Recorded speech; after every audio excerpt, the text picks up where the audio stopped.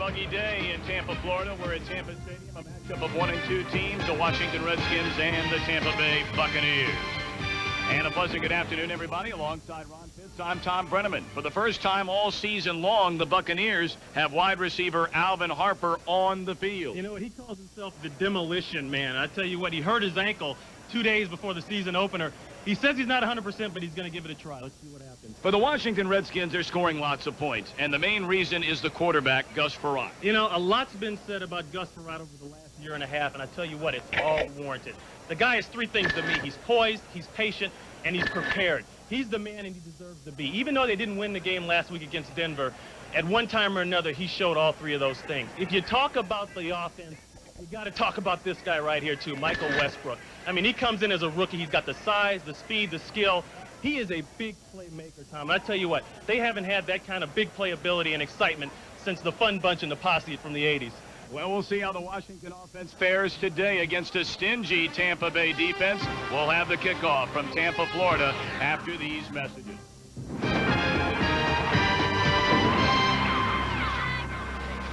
Sunday. You know, Linda's been my barber. Stylist for years.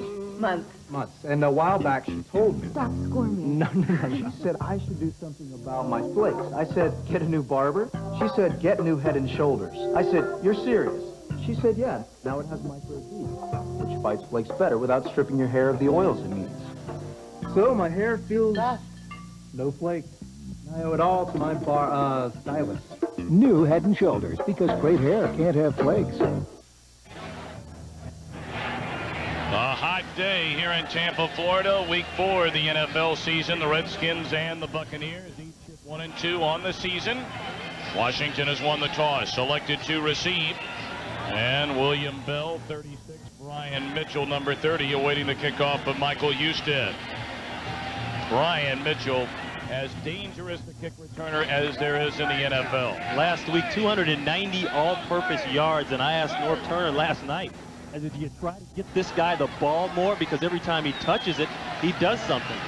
And he's fired up. You know, he said, I talk a lot. I like to talk trash. He said, that's my game. And he's got to be thinking about Curtis Buckley last year, putting that hit on him and knocked him out. The ball came out. He said, yeah, that's a part of the game. Mitchell last week in Denver had kickoff returns of 56, 38, and 37. A huge game despite being so early in the season for both of these teams. And we're underway. It'll be Mitchell, a yard deep. 25 and dragged down at the 29-yard line by Lamar Thomas. And a penalty flag on the field before the Washington offense will put it in play. Mike Carey, our referee. Tampa started too soon. Yeah, you know, that's a call that they could make every single kickoff if they wanted to. You know, it's like holding in the offensive line. Offside by the kicking team. 5-yard kick, re-kick. So we'll do it all over again. Tell you what, with the heat the way it is today, that's something you don't want to do too many times. I know Buckley and Gannon, those guys are fired up for the Bucs, but they're going to be feeling it coming down this time. Checking out Sam there. I got to believe, Tom, sometime today, Sam Weiss has got a trick up his sleeve in the special teams. I don't know if it's going to be in a kickoff return, or what. Well, we remember you brought up earlier Curtis Buckley in the hit that he laid on Brian Mitchell. And you know, this year, this hit would be illegal because this was crown of the helmet type of hit right there. That's an illegal hit this year. Wow. Well, and I know Brian Mitchell wishes it was illegal this year. I wish that it was illegal last year. Whew. Well, Brian Mitchell certainly one of the best in the business. Don't worry, in a few years they'll make up helmet airbags for those kind of hits. You're probably right. Well, the Redskins coming off a heartbreaking defeat at Denver last week. 2 key plays in the game. And Norv Turner suggesting that the instant replay should be brought back into the National Football League. We'll talk more about those calls later in the day. But again, Mitchell and Bell, this time the kick from the 25. And Mitchell has it bounced into the end zone. Well, they elected to have it kicked again, and it backfired. You know, what's funny is that Tampa Bay was offside again. Well, a few players pushing and shoving out at the 35-yard line. Oh, yeah, it's got to be Buckley. Buckley's involved. Coleman Bell right there. Don't forget, they didn't forget what this man did to him last year on that kickoff return. You know, you go back and you watch that on film, and nobody points a finger at Mitchell. They point a finger at those guys up front blocking. That's their fault. You let a guy come scot-free and put that kind of hit on your return man. All right, here we go. The Washington offense puts it in play at the 20. Gus Frerotte, quarterback, his third straight start.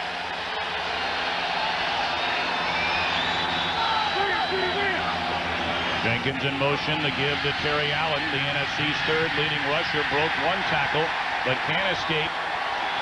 Number 77, Mark Wheeler.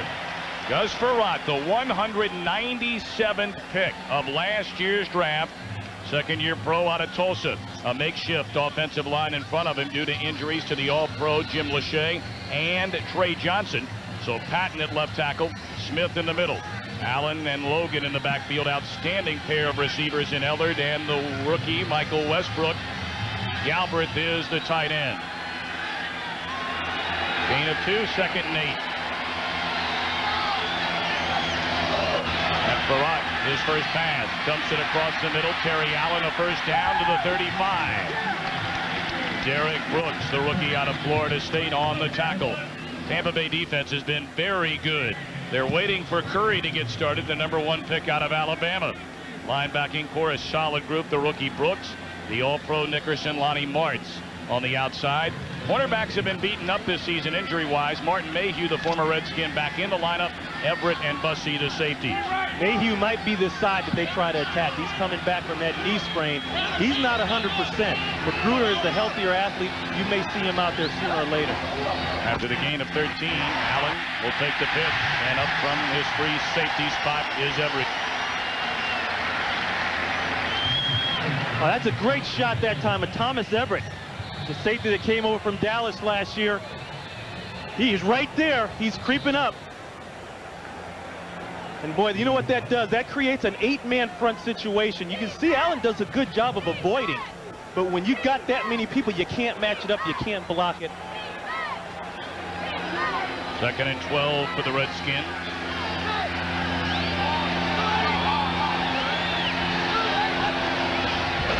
Frerotte again to throw. Far side through the hands of the intended receiver, Henry Ellard, who generally is as sure-handed a receiver as there is in a league. I tell you what, I'll give you $100 if you can show me 5 of those instances when he's dropped balls like that. Frerotte puts it there. He's going to come down. He's going to do a little in route. Stop right beyond the marker. The ball is there. The catch has got to be made. Wesley Shepard is checked in, a 3-receiver set. You see the Redskins have been very good in these situations this season. Mitchell, the lone setback. On his 3rd and 12, good protection. The receiver fell down, and it was nearly intercepted by Everett. He was looking for Westbrook, the rookie out of Colorado. Yeah, you know, Westbrook is right here. He's just going to work to the inside of the field. He's going to find an open part in that zone and sit down. Once again, the ball is there. He tripped coming out of that break. You can see Dimry got a little bit on him, tripped coming out of there. Everett's got to have that ball. That should have been an interception. Matt Turk, a 44.3 average on the season, and waiting deep. At his own 20 is Bobby Joe Edmonds. Good kick, but returnable at the 15. Edmonds escaped one tackle, and he brings it out to the 24, a 51-yard punt by Turk, and the tackle made by Trevor Matic. So Tampa Bay will get the ball for the first time. No score early on at Tampa Stadium. Today, modern man is safe, insulated from the elements. We have climate control, home shopping, 500 channels. We can surf the net. We even have cars that are so smooth and quiet, you don't even know you're driving. Are you free? Are you really free? Are you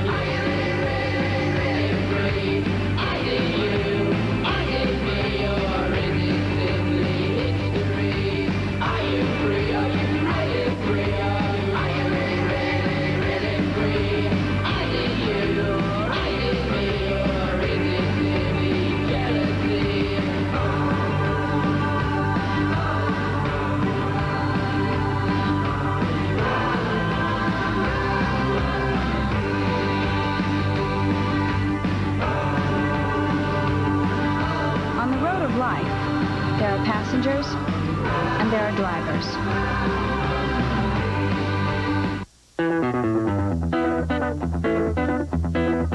Believe it or not, with Hewlett-Packard's real-life imaging system, the print quality of HP's new DeskJet 600 series printers is so good that your work might just take on a life of its own.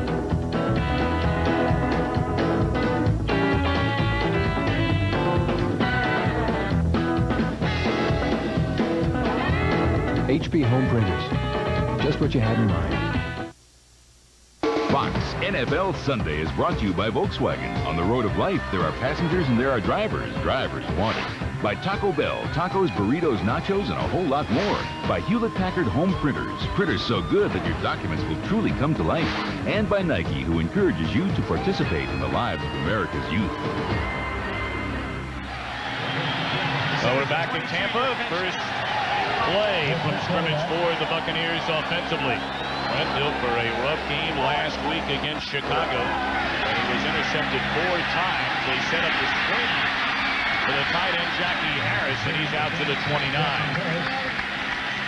Brent Dilfer, the 6th pick in last year's draft. 7 interceptions, only 2 touchdowns this season. Up front, a change at left guard where Pine replaces the #1 pick Charles McRae. We mentioned Alvin Harper in the Buccaneer lineup for the first time all season long. Rep the NFC's Offensive Rookie of the Year, and Harris the tight end.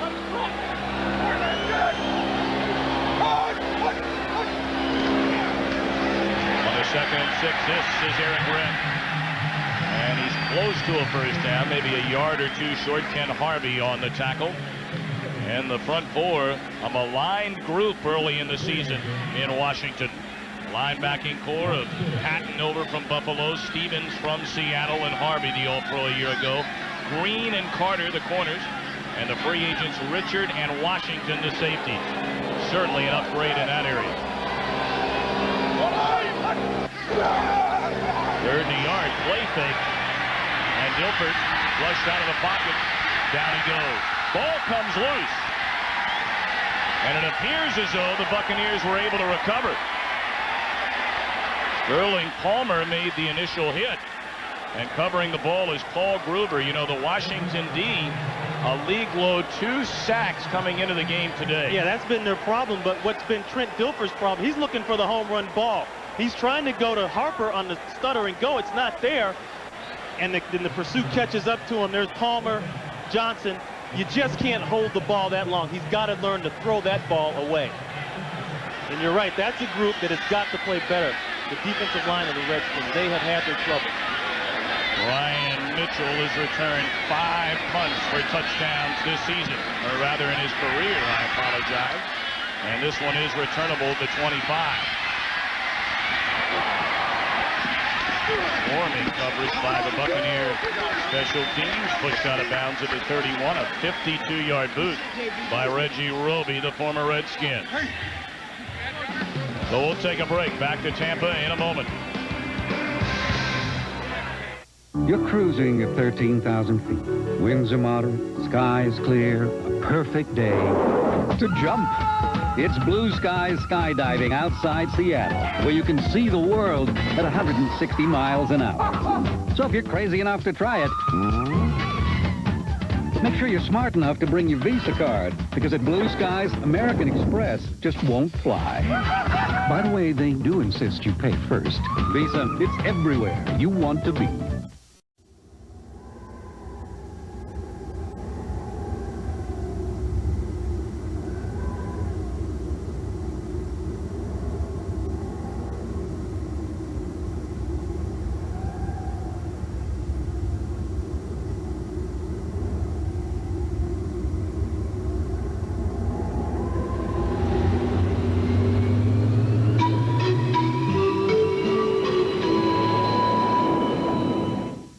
When they were small, we had a little sports car. And then they got bigger, so we had to get a 4-door.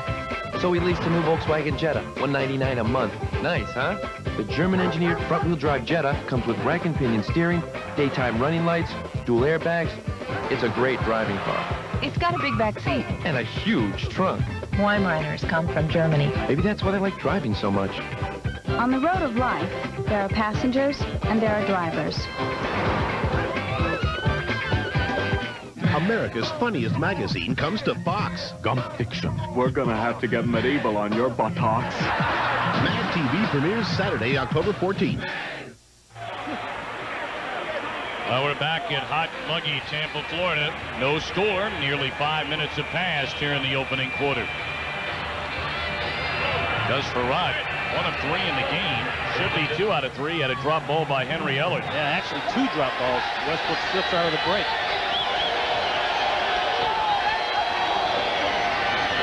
Barry Allen cuts back inside. And he gained 3 to the 35.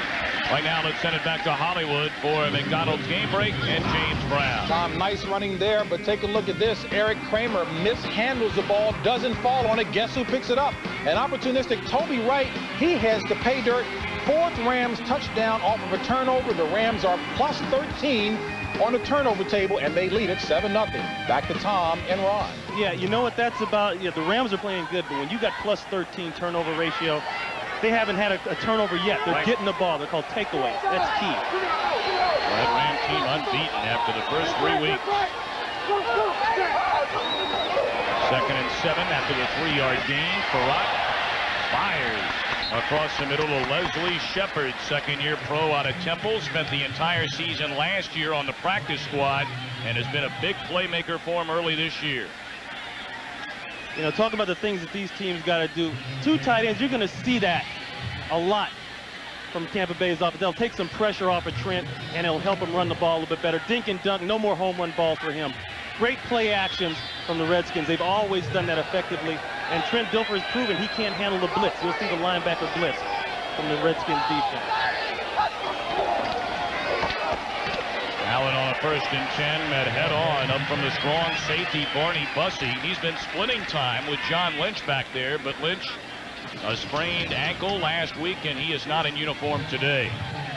What a pickup Terry Allen is for this Redskins team. Oh, well, here's a guy, as we look at Norv Turner there. 2 reconstructed knee surgeries, goes over 1,000 yards after one of them.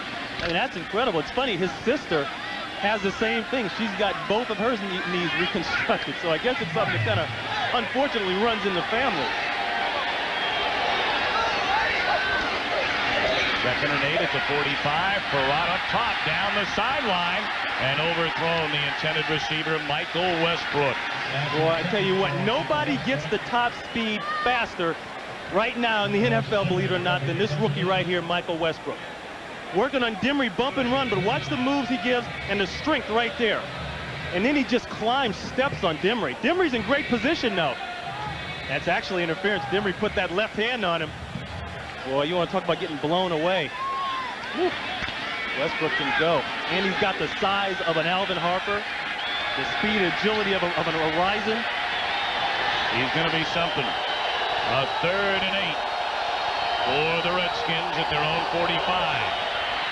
Farad taken down at the 36.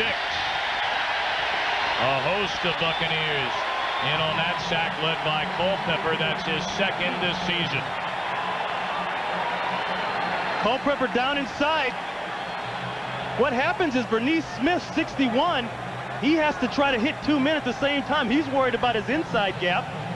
Culpepper takes a shot at him, comes around the outside, nobody picks him up.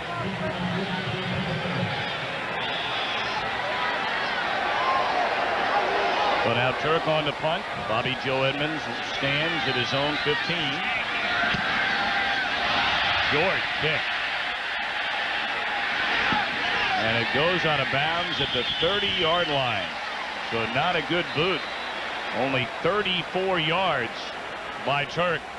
Good field position for Trent Dilfer and the Buccaneers. We'll be right back.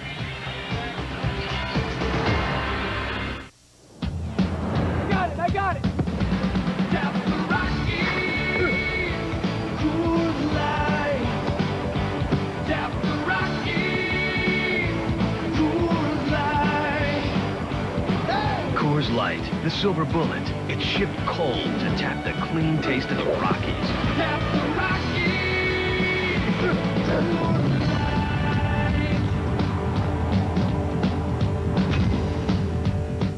Want to try new Perk Plus? No, thanks. It makes my hair kind of limp. I tried it years ago. But this is new. No way. I've got a date tonight. Then you'll like this precise blend of several conditioners, individually balanced for every kind of hair. Okay, I'll try it. It's a blind date anyway.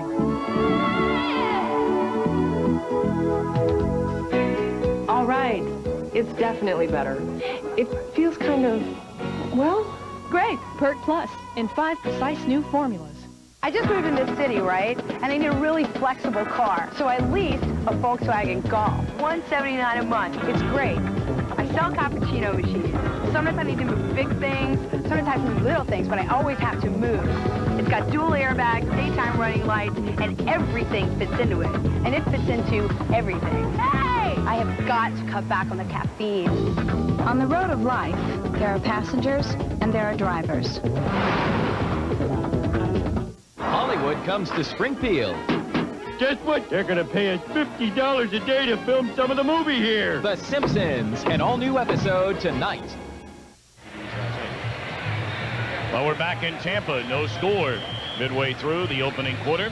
The Buccaneer fans hoping they can have something to get excited about. Trent Dilfer has thrown 6 interceptions, no touchdowns in the last couple of weeks against Cleveland and Chicago. It's their second possession here today. There's the 2 tight ends we talked about. Flag down on the field. Dilfer to the near side and overshoots his intended receiver, Horace Copeland. But again, a penalty flag down on the field. Trent Dilfer is putting a lot of pressure on himself. Just talking to him yesterday, he said, if I don't see what I need to see downfield, I'm just going to dump it off. But yet, 2 times now, he's looked downfield for the long ball. And you can only wonder, Ron, with Alvin Harper back for the first time today, if maybe that hasn't changed his thinking a little bit. Yeah, but it shouldn't, because Alvin is not 100%. And that's a key point. He's got to get Alvin out of his mind unless Alvin is scot-free running down the field. Well, Harper had the injury in the preseason. And they'll move the Buccaneers back. Legal procedure on the Bucs. Illegal formation by the offense. 2 receivers lined up on the line of scrimmage. 5-yard penalty. We take first down. So it'll be 1st and 15. But getting back to Harper, he had the left ankle and the left knee injured in the preseason. Got healthy from that. But then on the Thursday before the opener against Philadelphia, he injured the right ankle and has just not been the same since. Again today, his first game where he's able to play. Right, you know, and that's the thing. It wasn't the injury he sustained in the preseason game, the combination knee and ankle. He gets his other ankle rolled up on in practice 2 days before the Philadelphia opener, and that's what's been the problem. And he said it's just been a nightmare. He felt like he had to come out and play to prove to the fans that, hey, you're going to get something out of your money. That's how he feels. Delay, and to get his correct. Well, he broke Darrell Green's tackle, and then catching from behind is Marcus Patton. Well, the Tampa Bay offense the last 2 weeks, Ron, has done close to nothing. Well, I tell you what, it's all about this right here. You're going on long drives and you're not getting anything out of it. 1 touchdown and 24 drives, field goals. You know, we talked about the Rams, okay, and their turnover ratio. Look at the bottom here, block punt, block field goal, 1 turnover as a result of downs or change of possession. They're not getting any points, and that's the name of this game. It looks good if you can hold the ball and do all that, but if you can't score, you can't win. Get it out. Get it out. Put him back. 3rd down and 4, and Rhett will be stopped well short of the first down. So 3 and out the first time, 3 and out again. Yeah, you know, the Bucs have been struggling as far as the 3rd down is concerned. And, you know, here come the Boo Birds and all that kind of stuff. And that doesn't help his case at all. Like I said, I think he is the 1995 version of Brett Favre. Everybody asks, is he the right guy? Is he right for the offense? Should we change the offense? Should we get somebody else? You know, it's going to be a tough year for him if he just doesn't learn to think within himself and play his game. And you got to bear in mind, Dilfer, the youngest starting quarterback in the league, 23 years young. What a boot by Roby, but returnable from Mitchell at the 7. Broke a tackle, and he's out to the 30-yard line, a 57-yard punt, and John Booty finally able to drag him down. No score here in Tampa. The Redskins and the Buccaneers. We'll be right back. In the middle of my workday, I don't do power lunches. I do power lifts. And when you work out this hard, better use a deodorant that works hard too. That's why I use Speed Stick. It gives me 110% protection that lasts all day. And fortunately, all night. Because while I may not have time for lunches, I always manage to find some time for dinner. Speed Stick, like you, it never quits. And try new Speed Stick Clear for clear protection that never quits. 5 minutes. Taco Bell invites you to enter the Crunch Zone. Who delivered the crunch of the week? Was it Darren Woodson, James Washington, or Bryce Pop? Find out right after this. No double teams. No home court advantage. No substitutions. No best of 7. It's Shaq versus Akeem. The Taco Bell one-on-one championship coming soon to pay-per-view from the Trump Taj Mahal. No excuses. No problem. And now get your one-on-one championship commemorative cup free with the purchase of any extreme value meal. No place but Taco Bell. Last week against the Colts, the Bills needed a big play, and Bryce Pop came through. Pop in there again. Pop's 3 sacks and 2 forced fumbles filled the bill. Bryce Pop coming up big in the Taco Bell Crunch Zone. Well, we're back at Tampa Stadium in Tampa, Florida. No score with 5:42 left to go in the first quarter. Each of these teams coming in at 1-2 and coming off very different losses, but losses nonetheless. The Buccaneers humiliated here last week. 7 turnovers, falling to the Bears in front of a sellout crowd. And another hot one here in Tampa.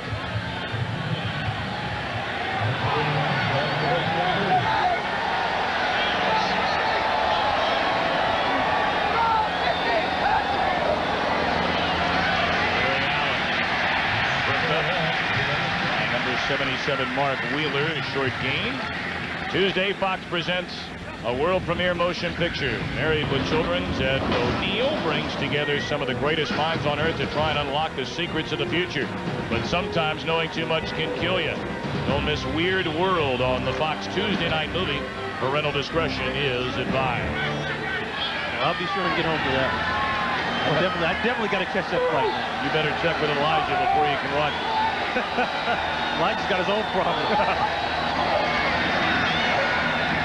2nd and 9, and able to make the grab out to the 40 is Westbrook, and that's close to a first down. Let's send it back for a McDonald's game break to Hollywood and James Brown. Hey, Tom, the NFL's worst rushing team got a little bit better. Mario Bates had a 33-yarder and this 3-yard rushing touchdown. First rushing score of the season for the Saints. They're all even at the Meadowlands at 7. Back to Tom and Ron. Boy, both those teams trying to get it turned around. Cedric Smith is checked into the backfield. 2 tight end set on this 3rd and a yard. First down for Allen. Crossing midfield to Buccaneer territory at the 49. Thomas Everett up from his free safety spot. You know, you talk about being soft, but it doesn't help when you got guys like Giesick coming around the corner. Here's Giesick here. He's going to come on a pull, and everything on this side, man-to-man blocking here, is just going to collapse. Look at that. I mean, you know, 3rd and 1 situation, you're opening up holes like that. Well, it's hard not to win. You know, this is when the Washington Redskins are great. When they can do that kind of running, be effective, and then they come with the play action. You know, going all the way back to Sonny Jurgensen and Theismann, they've always been a great play action team.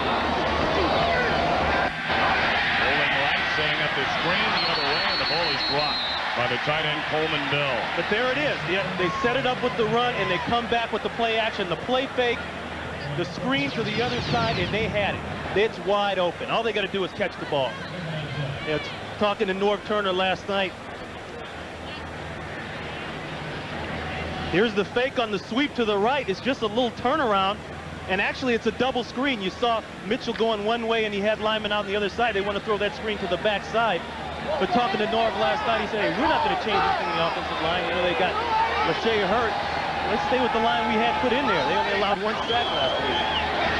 It's coming. They pick it up. Dumped off to Mitchell. And he's to the 36-yard line. Ryan Mitchell. We mentioned set 2 Redskin records last week. Mitchell here. See, if Mitchell doesn't see anybody coming on a blitz, he's just going to leak out. He's just going to check and leak out. And the thing you notice about the Redskins is they get a lot of people out into the route.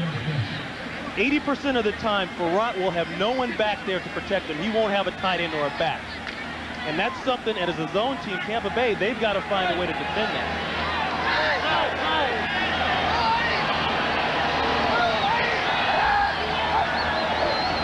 Gain of 14, Farrat to put it up. Far side, perfect throw to Henry Ellard. Another Washington first down. Well, Ellard, in 19 games since joining the Redskins, 83 catches for first downs. Watch 39 Dimry and White. Watch his technique. He's going to get spread a little bit, and he slips coming out of the break. That's all Ellard needs to make the catch. But, you know, you got to know you're working against Henry Ellard. He is a pro all the way. The guy's been in the league. He's seen all the tricks, and I don't think he's getting any slower. He's a technician as far as running routes. That route there was called the speed out. Very hard to defend, even when you do stay on your feet. Run again to throw. Pump fake. Look into the end zone. He doesn't have it. Just threw it away. He had an eye on Westbrook.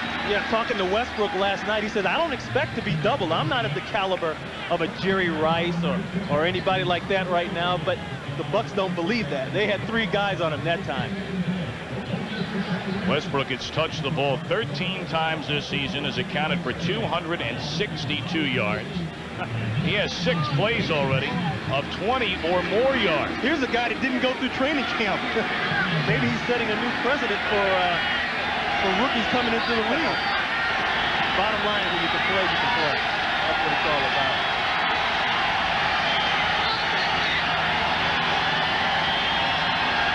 The clock ran out on the Redskins, or is he able to call timeout? Apparently he just did signal for time. Farrat already 5 out of 10, 59 yards. He spread it around. Ellard a catch along with Westbrook, Shepard, and Allen. And how about the story of Gus Farrat?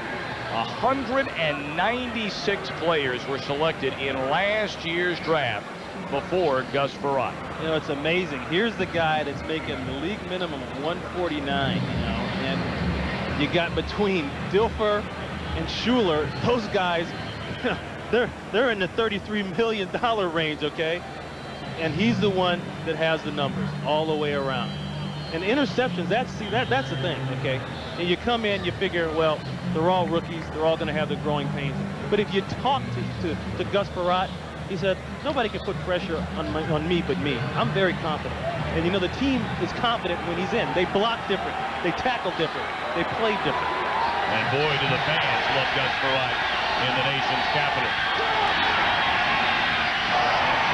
Tripped up. Stays on his feet. And gets to the 20. Santana Dotson able to trip him up, and Nickerson finished him off. Yeah, Curry came around the backside that time. Was able to just get a little bit of the heel. And that's interesting. Curry, he's standing up now. He was in the down lineman position, but he stands up and comes right as we look at Santana Dotson. Well, a big play for the Redskins. 3rd and 8 at the Buccaneers 20.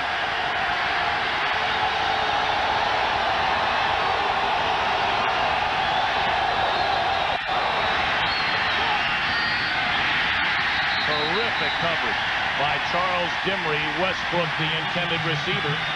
So it'll be a field goal try for Washington. And that is one thing that Tampa Bay has done better than any other defense in the league. Shut down the opposition in the red zone. Westbrook is just going to come down, stop, and try to work inside. But the mistake he makes is that he doesn't go beyond the first down marker. And that's a rookie mistake. You know, we talked about the training camp, but you know what? Those are the things you learn as a rookie in training camp. 3rd down situation, you're going to run a short route. Get yourself on the other side of the first down marker. Eddie Murray for a 37-yard field goal try. Snap a little high, handled well by Farrat.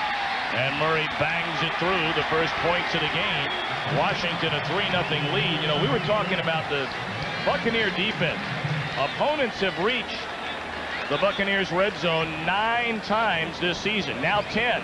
And they've come away with just 2 touchdowns. As you see Murray continuing to climb the ladder on the all-time field goal list. Well, you look back traditionally with the Redskins, they've always been solid, I think, in 2 areas. They've always been solid in special teams, and they've always had offensive lines to protect their quarterbacks and run the ball well. Coming up next, it's the second half of our Fox NFL Sunday doubleheader, when most of you will see the Arizona Cardinals take on the Dallas Cowboys or the Philadelphia Eagles and the Oakland Raiders. Check local listings for the game and time in your area. 3-0 lead for Washington. Final seconds, final minutes of the first quarter here at Tampa Stadium. Well, they had a crowd of better than 71,000 to sell out last week. And probably about 2/3 of that here today. Yeah, then the big disappointment happened, you know, and it's funny talking to Trent Dilfer. He said, I was so jacked up for that game. And you know, he played like it, and that was his mistake. He came out and tried to get the home run ball, but it's not a stable situation down here as far as the fanfare is concerned. It's on a win week-to-week basis, strictly. Well, you see the logo, a new day in Tampa Bay under new ownership, and they're hoping to get things turned around this season. Short kick. Edmonds to the 12. Has a seam. Edmonds. Caught from behind at the 45.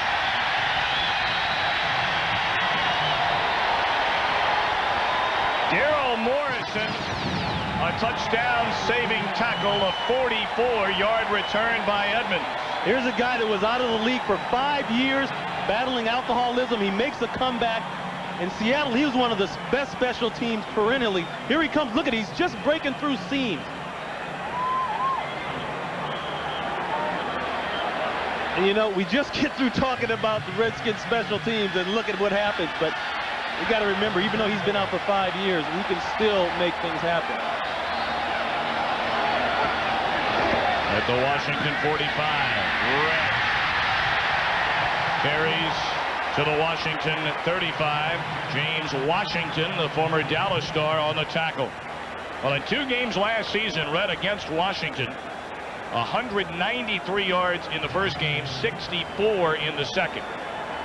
And Washington talked a lot of stuff this week about him and Alvin Harper not getting along too good over there in Dallas. And Alvin is funny. He said, I'm not really worried about it. It won't be anything special to him. Let's see if they hook up today.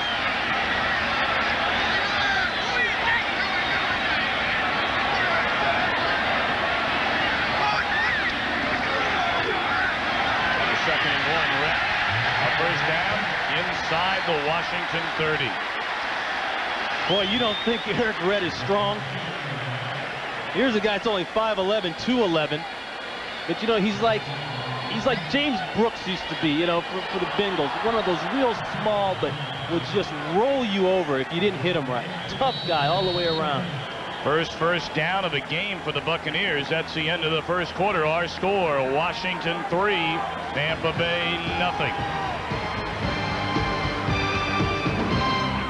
She was beaten and died of a blow to the back of the head.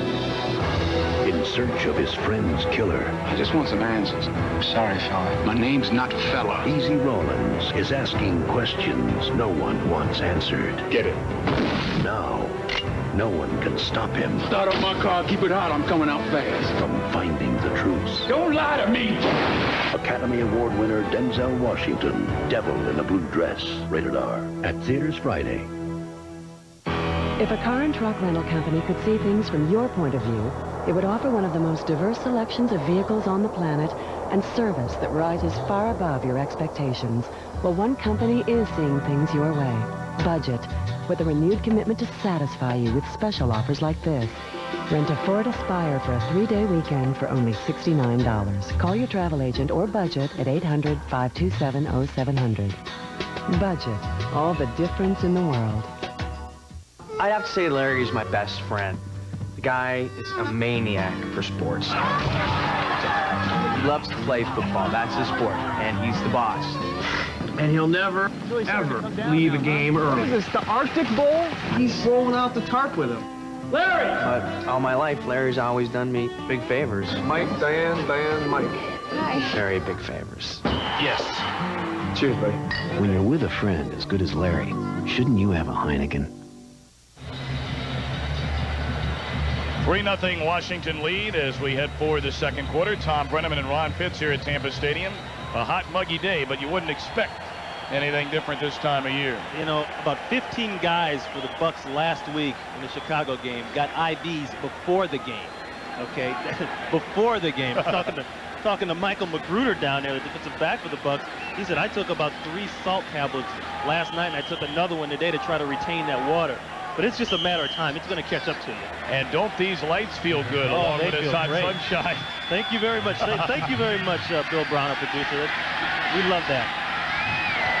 3-0 lead, but the Bucs deep in Washington territory at the 30. Brett able to duck underneath, maybe pick up a yard. Tony Woods on the tackle. And some of the numbers from the first quarter. Well, obviously, right here, that's the big deal. You know, the passing yards, and that's all Trent Dilfer. You know, he said he's going to pull it down. He said he's going to be more cautious. Well, it hasn't shown up. But on the other side, a couple miscues, a couple mental errors for the Redskins. They haven't been able to do much passing either. I think both teams really want to run the ball. I think the Redskins want to run it first. And if they can find a big play with Westbrook, that's what they'll get.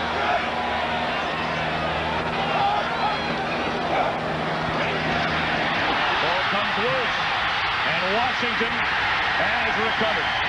Dexter Nottage stripped it, and Dexter Nottage covered it. Well, we talked about the turnovers for the Buccaneers. They have killed Tampa Bay. Nottage right there. He's inside. He gets past the guard and just gets a hand inside on Rhett. That's the play right there. You know, you talk about making plays behind the line of scrimmage, but ripping the ball, too, is important. And I got to believe with the sweat going on down there, and he doesn't wear anything in his arms, that had something to do with it, too. But a good play by Nottage. In these mountains, you need a tough truck. Dave Ashley, search and rescue volunteer. Trails, I tend to make my own. It's one torture test after another. But the people I'm looking for depend on someone to find them. Well, I depend on something too. My Ford F-Series. How do you learn a job like this? Let's just say I drive something tougher than a golf cart on the weekends. Ford F-Series. The best-selling trucks are built Ford Tough. Let's have a big hand for the Cooking with Terry and Howie show. Today's recipe: 1 bag of Lay's, pour into bowl, let stand. Here's one I prepared earlier. And for you advanced cooks, I recommend wavy Lay's. Great with guacamole.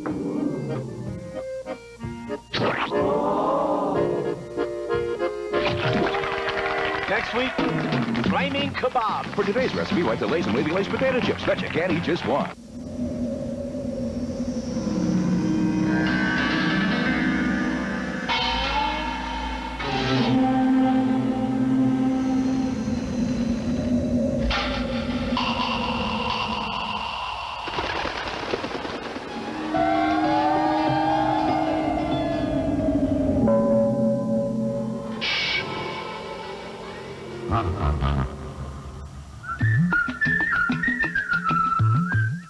Fox NFL Sunday is brought to you by Ford and your Ford dealer. Have you driven a Ford lately?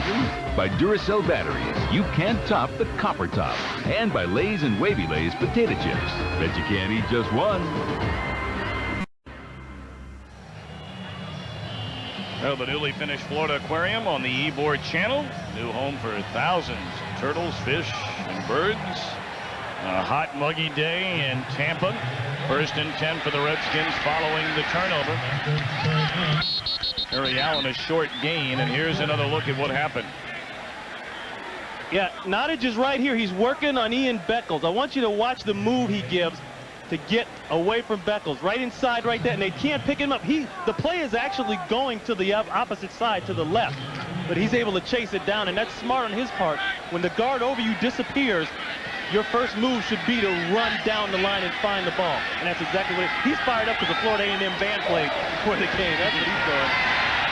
Barak took a shot and then delivers a strike to Westbrook, his second catch of the afternoon. Lonnie Martz delivered the blow on Farad, but you brought it up earlier, Ron Pitts, the poise of this second-year quarterback. I can't remember the last time I saw a guy like this. And talking to Norv Turner last night, he said, I think he kind of reminds me of a Jim Everett when Jim first came in the league, the 88-89 season, when he was really hitting on his game. But the guy seems like he's never unsure of anything. First and 10 at the Buccaneer 45, batted down by Martz. He blocked the throwing lane. Yeah, that's a great point you bring up. You know, you don't plan on linebackers getting that far back that quick. Right here, he's going to let it go, but he's going to throw right into 51. Lonnie Martz, you'll see him get up. But, of course, when you got a vertical leap like that, you don't expect linebackers to be able to jump that high.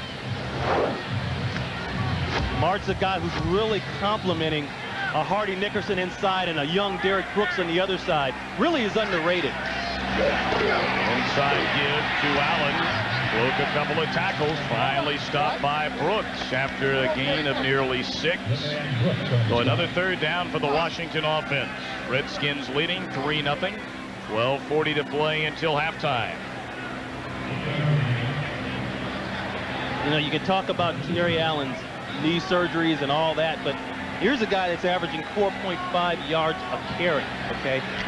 That's number 3 in the NFC right now. In other words, he produces. That's key. Allard, Westbrook, and Shepard have checked in for Washington. Barak, good protection. And another first down catch made by Leslie Shepard. And the chains will move. It's time for a McDonald's game break. Let's return to James Brown in our Hollywood studio. All right, Tom, Ron will be impressed with how the Bears went big on this touchdown score. 6'4", 270-pound tight end. Keith Jennings hauls it in on the corner route. Bears have evened it up. And they trail now 10-7. Back to Tom and Ron. No, JB, there ought to be a law against that. Big guys going up against little guys. Spoken like a defensive back. Talk about new rules that need to be made. Now, Farad having to spend another timeout. Second already used here in the first half by the Redskins. He'll talk it over with head coach Norv Turner. And Turner not happy about having to spend the timeout.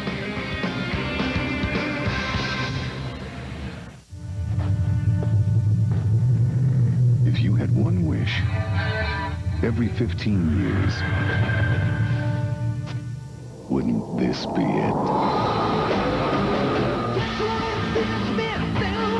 The 1995 Page Plant North American Tour. The genuine rock of Jimmy Page and Robert Plant, brought together by Miller Genuine Draft. The guitar, voice, and beer of rock and roll. Pizza, pizza. Cut, cut, cut, cut. Caesar, you've got to tell the world. Deliver it, deliver it. Pizza, pizza. No, deliver it. Pizza. D, D. P, P. Pizza, pizza. I used to think he was cute, but now he's starting to bug me. Maybe we should use one of the backups. Backups, take one. Oh. Let's just go with what we've got.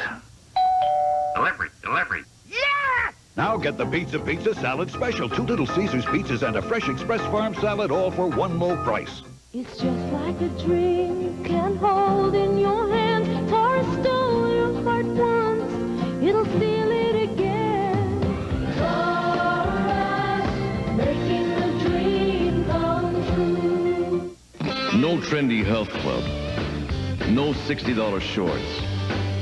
No bull. Speed Stick's no-nonsense formula gives you 110% protection. Like you, it never quits. By men. Why are all these beautiful women after Al Bundy? Once you've tried shoe, you never go back. Married with Children at a special time tonight at 9:30, 8:30 Central. That's the way Ron Pitts looks in the booth right now. It's that hot here in Tampa. 3-0 Washington lead. And the Redskins deep in Buccaneer territory. A first and 10 at the 30.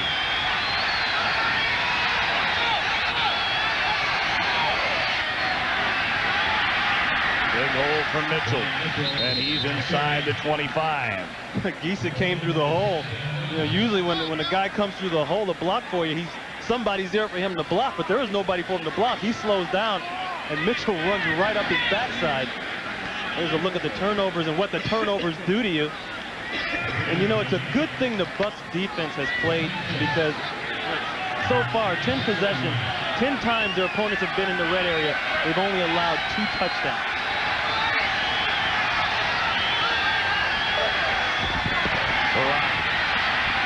Good protection, and batted down by Dimry. Dimry's made a couple of nice plays today. Usually when you give a guy this much time to throw the ball, you're going to get beat as a defensive back. You know, we talked about poise of Farad, but that's great protection. And a good play by Dimry. You know, there's a lot to be said for when your DBs are making plays when the quarterback has held the ball for about 4.5 seconds. He shouldn't be able to hold that ball under normal circumstances for more than 3 seconds, 2.5 actually. So that's like we say, we talked about Farad and how he's poised and all that, but he has had excellent time. 3rd and 6.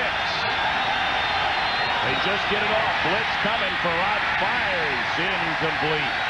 So another stop by the Buccaneer defense. Deep in their own territory. Yeah, that time, Eric Curry, 75. He's a defensive end, but he comes, there he is right there, right behind the post. He's going to come in the middle. Farad's not used to seeing him come in the middle like that. Look at the way it opens up. Mitchell can't get over in time. And, you know, that's, once again, great vision, great poise by Farad. Seeing that and knowing that, hey, I don't want to take a sack down here in field goal range. Let me throw it away. 44-yard field goal try by Murray. Knocked down. The hold is good. The kick wide right.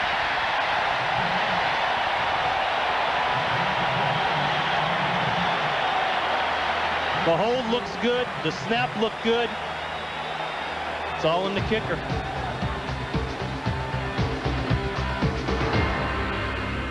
It's just like a dream, can't hold in your hands. Taurus stole your heart once, it'll steal it again.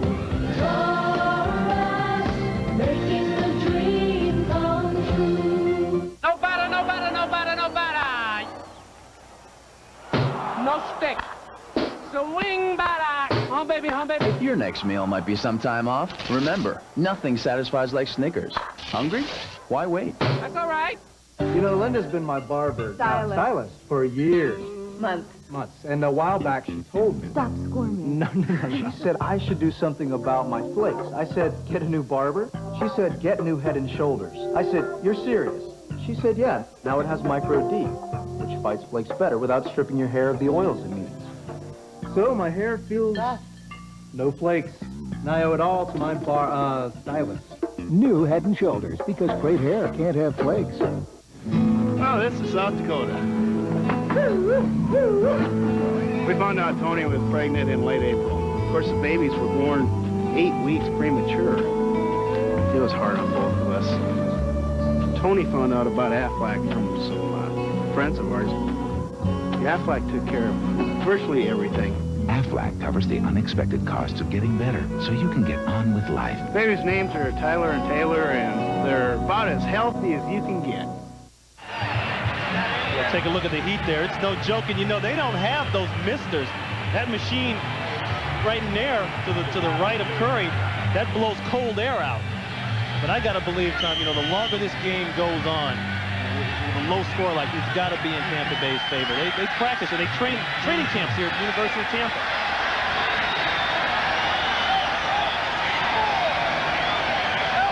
Gilbert checking off.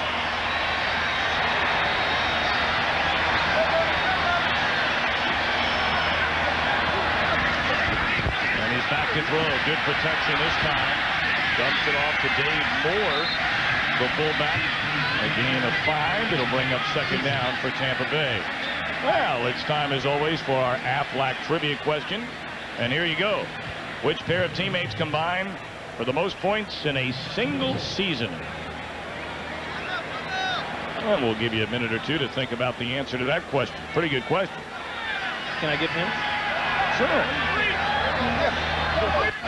Oh, you mean you know the answer? Oh, I know it. Like you said before, I'm giving the answer ahead of time. Dilfer, a short drop. Far side, caught by Courtney Hawkins. He has a Tampa Bay first down. Hawkins had 6 receptions for 74 yards against the Bears. But after putting on a great move against the Chicago defender, fumbled the ball with nothing but daylight in front of him inside the 10. That was a huge play in the game. But you notice how you never see real good teams do that? How many times have you seen Jerry Rice just run along and fumble the ball? That's the kind of stuff that happens to teams that are struggling. Oh, he just ran through James Washington and crosses midfield. Normally Washington, the man who delivers a blow.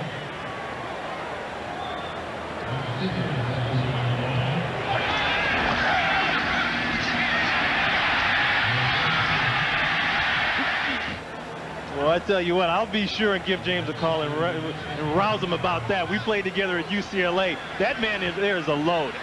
At 5'11", 211, he's a load. Just strength and power.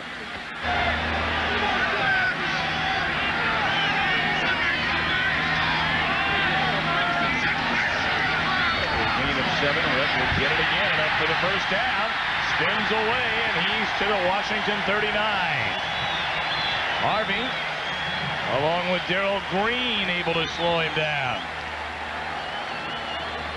Pretend you're the linebacker. You got Red coming through. Look at the block there on Boutte. That's what it's all about. Great job by Mayberry, the center. That's their best play. This is what they did last week that's helped them. They run the ball a little bit and then go ahead with Dilfer in the passing game. It's funny talking to Rhett and his 50 pair of alligator shoes. About $1,000 a crack. Guess he can't get enough. Red again. Looking for a hold. Not much room this time. Sterling Palmer on the tackle. 10th carry of the day already by Eric Rett. Well, there are a lot of new shows coming to television this fall, but one is guaranteed to blow them all away. The producers of The X-Files are unveiling an incredible new drama, and the whole world will be watching. Fox presents the 2-hour series premiere of Space Above and Beyond. Tonight at 7 Eastern, 6 Central on Fox. Tell you what, this is a great time for a play action. They're coming with that stretch play, and with the bootleg now the opposite side. You called it. Nope, they hand it off. Flag on the play. Tackle made by Ken Harvey on Eric Rett. But let's see what the penalty flag is for on what would have been a 2nd and 7. And holding against the Buccaneers.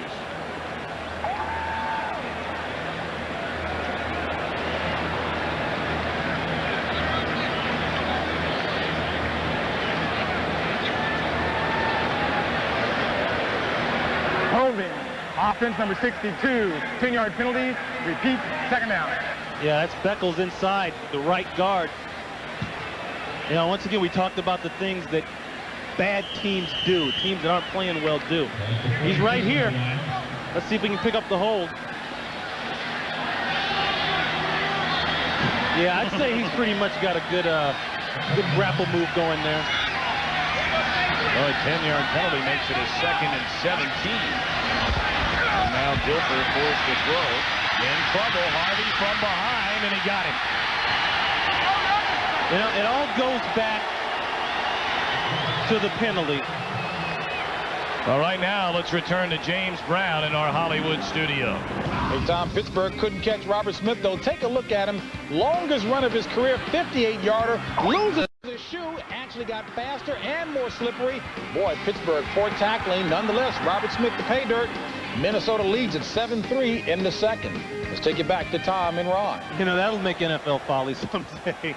But anyway, going back to the penalty, yeah, you know, the penalty, you get put back, and now you got to put Trent Dilfer in a situation to throw, and that's what happened. And the fact that you got a guy like Harvey chasing you down doesn't help either. They have to get all the way to the 30-yard line for a first down. And Dilfer in trouble again. There comes Harvey again. That's caught by Hawkins. and he's well short of the first down. So the penalty puts Sam Weish and company in a hold. You may remember that happened to him last week against Chicago in a 9-3 game on a 3rd and 1. McCray jumps off sides. Yeah. It goes to 3rd and 6, and then the interception on the far side, which led to a Bear touchdown. Exactly. Now let's contrast the two differences, okay? Farad, a series before, he throws the ball out of bounds, keeps his team in field goal range. Right here, Dilfer tries to make something happen instead of throwing the ball away and gets a sack. Now they have to punt. No chance for points unless they got a fake. Which you got to expect from Sam Weish sooner or later today. In the last 2 weeks, they've had one block and then a forced snap. They'll be angling near the sideline. And let's see where they spot it.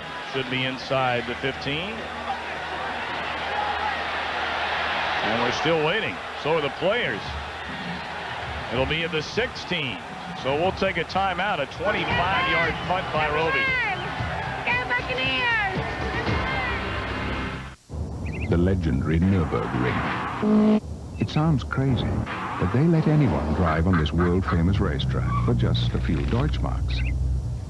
It was here that Porsche engineers tested our new 911 Turbo.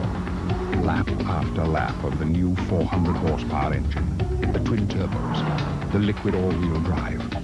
What did we learn? Well, don't send a German engineer here with an ATM card.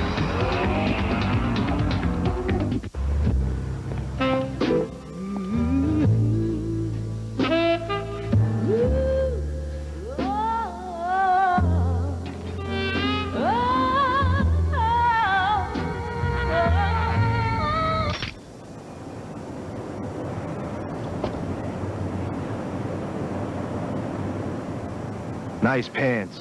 Dockers, flat front khaki.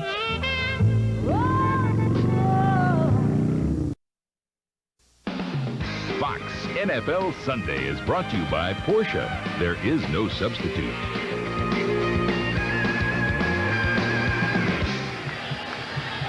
Interior shot of the Florida Aquarium featuring the Florida Wetlands Gallery. Hot humid day here in Tampa. 3-0 Washington. And Allen on a first down carry will bring it out to the 19, a pickup of 2. Well, we've given you time to think about our Aflac trivia question. And it's time now to see if you were right or wrong. The tandem combining for the most points in a single season, Mark Mosley and John Riggins, 2 of the all-time greats in the storied Redskins franchise history.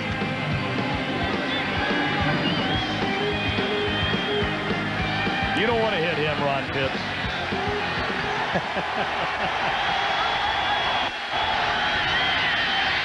Barat steps up, throws, complete. To Smith out of the backfield, or rather Logan out of the backfield. And he's close to a first down. He needed to get just beyond the 26. And a penalty flag down. It'll go against Tampa Bay.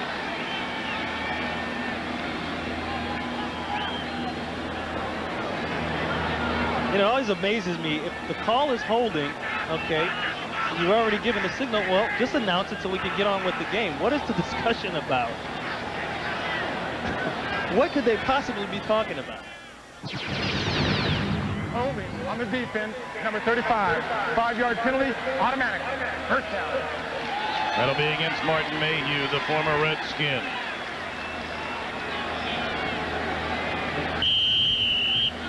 Martin here working on Ellard.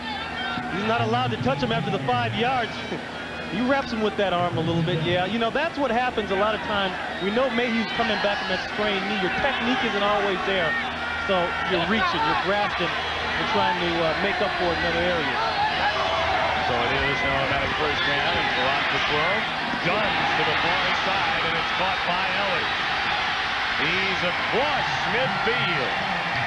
Henry Ellard, 7th all-time in reception yards, 6th all-time in receptions. What a player. How smart to go right back to the guy that just got the penalty, because he's automatically going to be less aggressive. See, that's a great move by there, Ellard, and there's nobody in the middle of the field. And I credit that to the look-off by Gus Farad. He does that, a great job of that, and once again, the protection is there. You know, he's still got people coming in on him, but he's poised. He stays in the pocket and throws. 28-yard gain, and now the gift to Allen up through the middle. This right here, what you're seeing is called the remix. They start the pass on you, then they come back to the run, and when the defensive coordinator makes some changes to get the run stopped, then they come back with the pass. You are in trouble right now as a defense, and you're tired. You're very tired. Well, the Redskins have had the ball the majority of the game. They've just been unable to come away with a touchdown twice deep in Buccaneers territory. One field goal, one missed field goal. Allen on the pitch. Breaking tackles to the 35. Nickerson and Mayhew. And, you know, it goes back to the penalty once again as a downfall for the Tampa Bay Buccaneers. The holding penalty, the yardage gets marked off. And when penalties happen, it just doesn't, you don't just lose yards. It's a mental thing. It's like, oh no.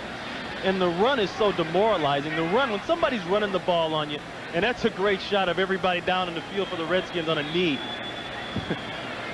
When they run the ball and you're telling you they're tougher than you man to man, and that's why it's so demoralizing. Well, the Buccaneers have used a timeout. We'll be back in a moment. How far have Goodyear retailers lowered prices? Lower! Lower! Everyday lows start at $19.99 and save 25% on other Goodyear tires. How low are the prices? Drop in and find out. 3-0 Washington lead. The Redskins have the ball at the Buccaneers 34. Yeah, Rusty Tillman down there, defensive coordinator for the Bucs, talking to the team. You got to make sure you get substitutions going. You know, we saw a few series back, Dexter Nottage made the play for the Redskins, causing the fumble. Well, he's not a starter. He's backing up. That's a good job by Ron Lynn, the defensive coordinator, getting fresh bodies in the game, especially coming to this game. Quick give is to Logan. And that's his first carry of the day, and he picked up 7. Mark Logan, who had an outstanding 93 with the 49ers. Well, next week, Fox NFL Sunday kicks off when most of you will see the Cowboys and these Washington Redskins, plus other exciting regional action. It all begins at noon Eastern, 9 Pacific. Check local listings for the game and time in your area. Well, the Giants are in trouble at Candlestick. Big trouble. 2nd and 4, and again, it's Logan. Slowed down by Curry and Wheeler, and then Brooks able to polish him off. I thought Mitchell got away with a little move right there in the backfield. He was in the top of that I formation. They didn't catch it. Get out! This is the time that the Buccaneers have to be at their best. We talked about how good they are and all that in the red area. As you see a whole new group of guys coming in for that down front four. But that's when they got to be at their best. Logan, I got to believe the heat's just got to him. Well, now a timeout is taken. So when we come back, Farad and company face a 3rd and 2 at the Buccaneer 27. Working to be the best. Teammates, sponsored by the U.S. Army. Carolina quarterbacks Kerry Collins and Frank Reich grew up a decade apart in the same hometown. Reich will throw. Big rush. Deep ball near sideline. Going for Willie Green. He's got it! Oh! Collins, the pupil, and Reich, his mentor, helped make the expansion Panthers the best they can be. Raise your right hand and repeat after me. I. From this day forward, you will be the most important part of the toughest, strongest, smartest army in the world. You will be a soldier. Where else can you be all this and earn this? $30,000 for college. All that you can be. Our German engineers could have road tested the new Porsche 911 Carrera 4 back home in Germany. They could have taken the 270 horsepower engine out on the Autobahn again, or driven the Black Forest with the all-wheel drive and radical suspension. They could have done all that back home. But then, they wouldn't have gotten all this neat stuff. When Brooke tries to blackmail Amanda, there'll be hell to pay. I'm back, Allison. With a vengeance. Melrose Place. A brand new episode Monday on Fox. Washington, a 3-0 lead, a chance to add to that with 2 minutes to play until halftime. A 3rd down and 2 at the Buccaneer 27.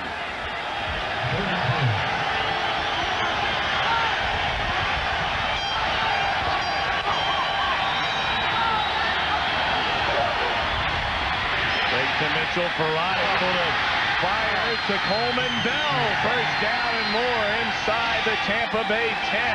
People are going to get tired of hearing me talk about it, but I got to say it because the guy delivers. Once again, it's poised.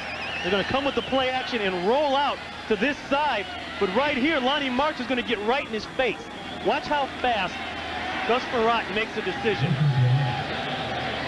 Bam! He waits just a split second long enough for Coleman Bell to get. That's the play they ran last week against Denver, and that crucial fourth-quarter drive to get a first down in the red area. Well, Coleman Bell ought to be used to this kind of weather. He's from Tampa.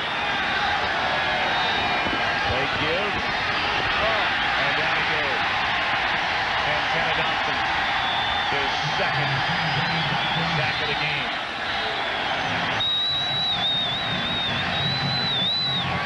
Well, Gus, he held the cards a little bit too long. Dotson 71 right there. He sheds away from Ray Brown, and Farad had the pump fake going. Right here, he gives a pump fake, and Westbrook goes to the corner of the end zone. All he needed was about another step. Well, the Buccaneers have managed to get to Dilfer twice. Or rather, Farad twice so far here in the first half. Dotson there, he's all fired up about there. We look at Rusty Tillman, the defensive coordinator, coming over from Seattle. Of course, you know, Rusty was world-renowned for his special teams in Seattle. In fact, that's one of the reasons Bobby Joe Edmonds is here. They came to him and said, "Can this guy still play?" They said, "Yeah, I think he can still play." And Washington fans remember Tillman well. Coming up on the Dockers halftime, scores around the league, plus you won't want to miss another installment of Choice Cut. That's all coming up on the Dockers halftime. Loss of 4, 2nd and 14. Wide open as Mitchell tries to cut it back. But read beautifully by Lonnie March. Yeah, you know what? That's good defensive awareness. Once again, another good job by Farad. You don't see what you need downtown. Westbrook's doubled. Shepard's doubled, so he goes ahead and dumps it. But in this situation, the Bucs defense knows that they just got to keep them out of the end zone. That's what they're working on, and the clock is running. And Norv Turner getting the play into his quarterback, Gus Farad. And the 42nd. And the ball at the Buccaneer 11. No timeouts left for the Redskins. Farad to the end zone, broken up. The intended receiver, Coleman Bell, Barney Bussey on the coverage. Oh, that's a hard fit. That's a tough fit. You know, I can't say he can throw too many balls like that and not get them intercepted.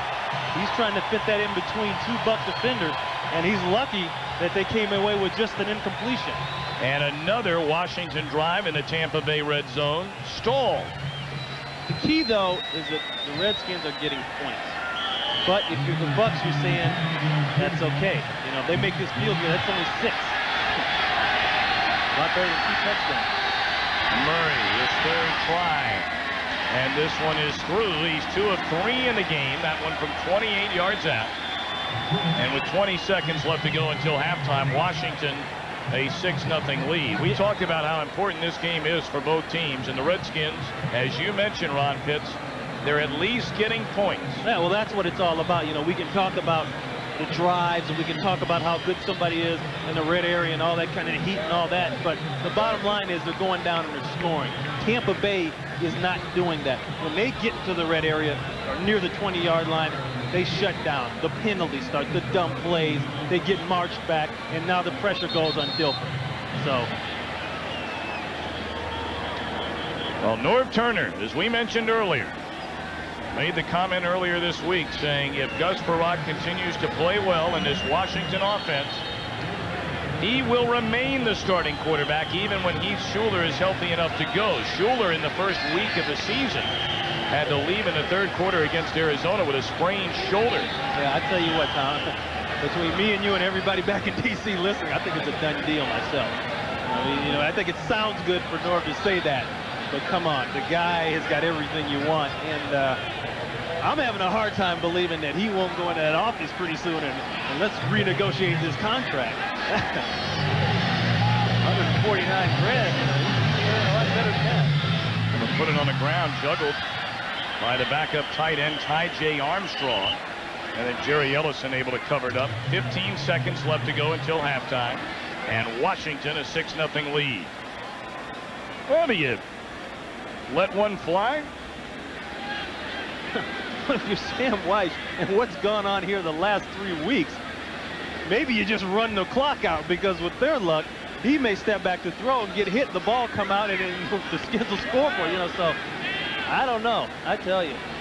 And that's the thing, you keep Trent Dilfer on the sidelines. He was on the sidelines for most of that quarter.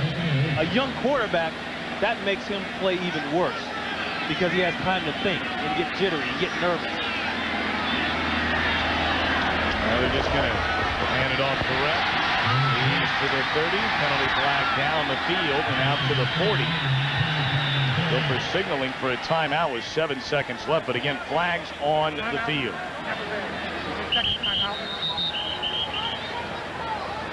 You know, this is what we're saying. This flag is against Tampa Bay. That's what we're talking about. You know, it's always something. A mistake here, a mental error here. Yeah, and it's on. There was a legal motion on the offense.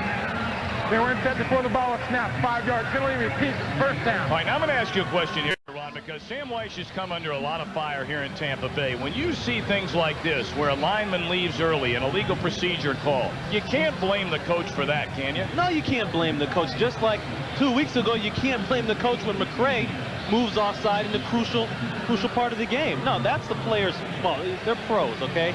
They got to do certain things. Like I say, let's go back to the Dallas Cowboys, the 49ers, all the good teams, the great teams. Do you see them do that in crucial situations? You don't see it. You flat don't see it. Well, 7 seconds left. And again, they'll just hand it off there to Rhett. And the worst part about that is Rhett. As Palmer makes the tackle, Rhett got a 15, 18-yard gain erased. So that's what he's upset about. Now the Washington defense has pitched a shutout through the first half here at Tampa Stadium. And that is the end of the first half. Our score, Washington 6, Tampa Bay nothing. And not much at all for the Buccaneers offensively. Fox NFL Sunday will continue with the Dockers halftime after this message and a word from your local station. First half is certainly the score would indicate. And you look at this game so far, Ron, and a very strange sort of game, particularly for Tampa Bay from an offensive standpoint. Well, you know, the folks here in Tampa Bay are upset because they don't have any points. The folks in D.C. are upset because there's only 6 points on the board. I think Tampa Bay's biggest problem is when they get in the red area inside the 20, they have to put something on the board. That is their problem. And the dumb mistakes, you know, hey, it's too late now, fourth game of the season, to go in the locker room and say, hey, guys, we've got to stop the dumb mistakes. You know, that's what training camp is for. As far as Washington is concerned, I say keep running the football. Tampa Bay is having a lot of trouble stopping the run inside with both Logan and Mitchell. So, and the more you throw the ball, yeah, Frerotte is on, he's making some throws, but that can only get you in trouble the way the Bucs are playing today. Buccaneer defense certainly has been solid today. The heat is certainly a factor. And as you look to the second half, you brought it up earlier, you think that may favor the Buccaneers because obviously they practice in this sort of heat every single day. Yeah, but you know what? That's a nice thing to have in your favor, but if you're not playing the basics of the game and you're not tackling, hitting, running, and scoring, it could be 200 degrees out here. The better team is going to play better and win the game. For your sake, thank goodness it's not 200 degrees in here, the first half statistics. And certainly the numbers just jump right out at you. Absolutely. Well, you know, you look at this right here. That's the passing. That's a big difference, and that's all Gus Frerotte. But the number that stands out in my mind I'm looking at this right here. 11 first downs, and look at the time of possession. That's key because that tells you that the Redskins are moving the ball down the field and they are holding the ball, okay? The scoring is the biggest problem. They're getting field goals. I know they want touchdowns, but when you can keep Trenton Dilfer on the sidelines thinking about life that long, it's got to be in your advantage. You can see on the field better than 110 degrees if you mix in the humidity here at Tampa Stadium. And we'll see if that has anything to do with the way both teams go at it in the second half. Passing by distance for Gus Frerotte. And you see the long ball has been his biggest asset. He's hit 10 of 20 for 127 yards, been sacked twice. Yeah, but what Gus Frerotte does, he's got the accuracy. And I think right now they got to just maybe pull back a little bit on him because they can run the ball and just do that. You don't want to get in a situation where you throw the game away when you don't have to. They're not at that point. It's 6-0. You're controlling on the ground. Keep it on the ground. Use the pass off to keep him off balance. Here we go. Eddie Murray kicks it away to Bobby Joe Edmonds. And he is smothered at the 32. Cedric Smith in on the tackle along with Derek Brownlow. Well, a quarterback comparison through the first half. You see Dilfer, the 4 of 5 to 24 yards, but he's been sacked a couple of times today. Yeah, that's true, but you know, the 4 of 5 for 24, that's not saying a whole lot. Sure, it'll show up as a great completion percentage, but that's not moving the ball anywhere. And the penalties have not helped his cause at all. First and 10, Buccaneers. First and 10 at the 32.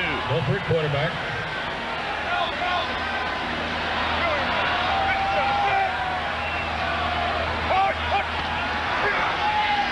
Dilfer comes out throwing. Caught on the near side by Alvin Harper. That is his first catch of the season in this his first game in a Tampa Bay Buccaneer uniform. But hold on a minute. Are they going to... Is that Harper down on the field? I think that's a Redskin there. That's Washington. Boy, and you know, we talked about the... There's no foul on the play. It was illegal contact. We talked about all the yickety-yak that went on between Washington and Alvin in the papers, and I'm kind of wondering maybe he did Alvin put a stiff arm into his chest or something? Well, we're going to take a break while they attend to Washington. Tampa Bay with the ball its opening drive. Only one has the moves of Barry Sanders. Only one has his acceleration. Only one has his control. Only one has such breathtakingly perfect balance. Seville STS with the North Star system. A great performer creates a higher standard. In 1970, Elton's very first song went gold. Then Rocket Man went gold. Then 103 of his other songs went gold. And now that he's touring with 38 musicians and a small army of stagehands... And how will you be paying? Elton's gone gold. Money? These are gold. Oh, we'll need 371 wake-up calls. After all, nothing's got the power of gold. So the Nittany Lions of the Fighting Irish have given us another great college football game. And here are two tired generals looking for each other at midfield. Tough break, Joe. Yeah, I know. The tie's too much. It's nice, but maybe next time something in a crew neck. How'd you think that'd be too casual? Collect a Burger King Legends of College Football Cup. Free when you upsize your Whopper value meal for just 39 cents. Look, Joe, it's not the end of the world. Next cup, think pastels. Fox NFL Sunday is brought to you by Cadillac and your Cadillac dealer, creating a higher standard. By Burger King, where you can get your burger's worth. By GTE. With GTE, it's amazing what we can do together. And by the U.S. Army. Learn how to get an edge on life. Be all you can be.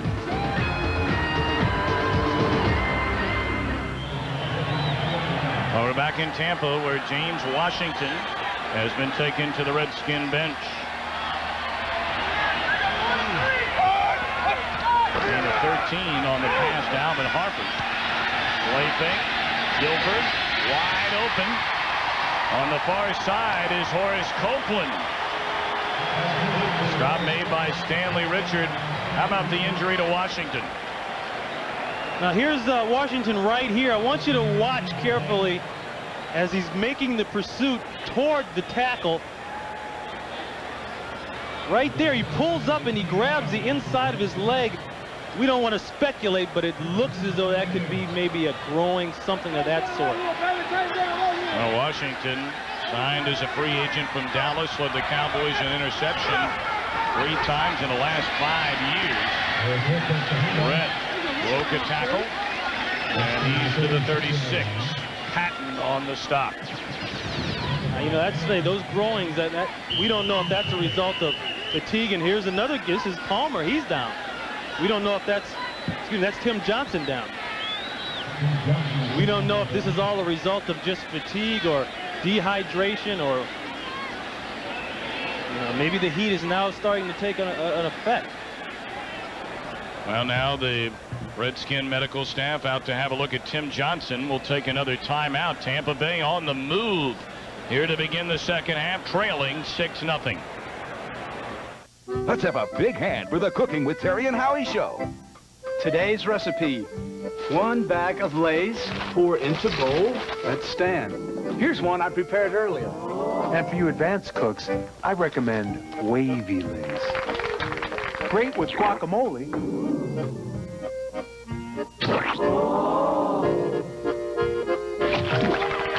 Next week, flaming kebab. For today's recipe, wipe the Lay's and wavy Lay's potato chips. Bet you can't eat just one. I've always wanted to do this.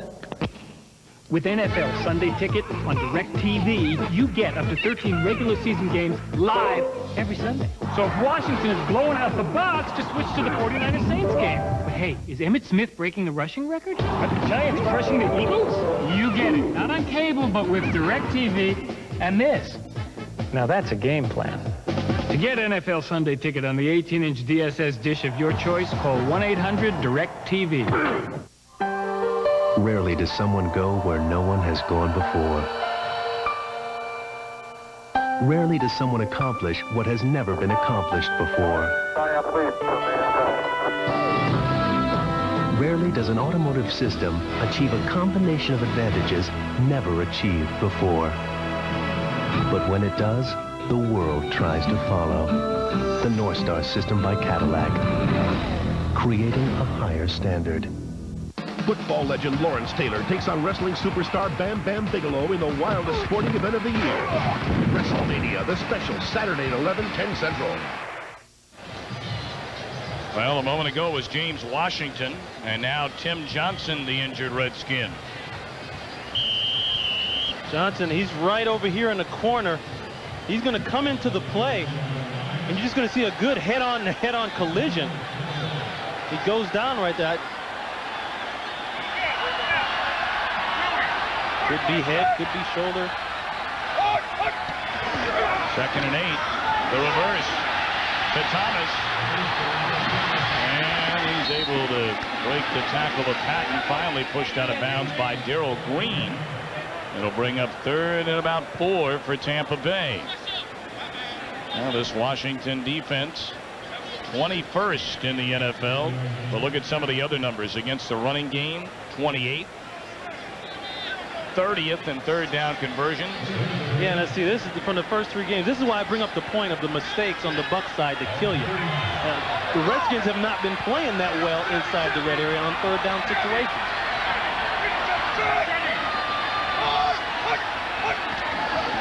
3rd and 3. Brett will get a 1st down and more. Pushed out of bounds by Keith Taylor, the 7th-year pro out of Illinois, but Eric Rett, a 12-yard gain and a big 3rd down conversion. You're going to see great blocking on this whole outside, and even better, look at the block right there, Beckles on Patton.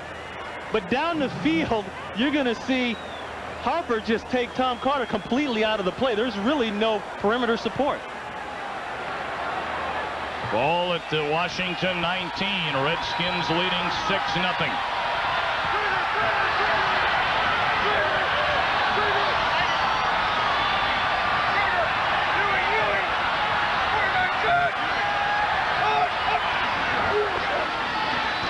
Red again. Try to cut it back. He gets to the 15. See, they come back with the same exact play, only this time, 27 Keith Taylor for the Redskins. He cheats down inside and comes in that alley. Coming right at you here. Watch 27 appear in the screen.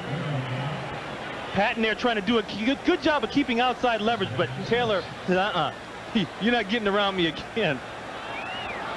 We talked a lot about that play action, that bootleg. This is a situation when they like to do that. Let's see if they stay true to it. Gain of 4 for Eric Red. Now 2nd and 6. He's inside the 10. Yeah, Sam does not want to take any chances on Dilfer throwing the ball right now. Because we don't get in the red area and score enough, guys. We need to just try to get down here and, at worst, get a field goal. But this is when the Tampa Bay Buccaneers self-destruct. And if you're the Washington Redskins, if you're Ron Lynn, the defensive coordinator for the Redskins, you got to be thinking play percentages, sit back in zones, and make them make a mistake. Let them make a mistake. Red 64 yards on 15 carries. 2 tight ends, Harris and Armstrong, in for the Bucs.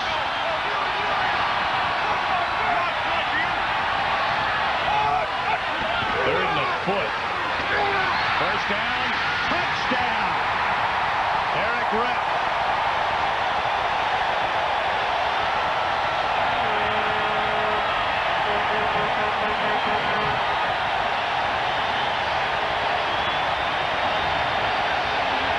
They ran the same play 3 plays in a row. 3 out of the last 4 plays. Right here, Ty.J. Armstrong, watch the block he gets on Sterling Palmer on the outside. They're going to basically seal it off. Gruber's there. There he is. Watch this. Right here, 86. Bam. That seals off that whole side, and Patton gets caught in the traffic from the block. But now the point after by Houston out of the hold of Casey Weldon, and the Buccaneers lead 7-6. A most impressive drive by Dilfer and the Buccaneers against the Washington defense. Rhett rolls in for the game's first touchdown. He's going crazy. Well, he's about to do a 100-yard sprint.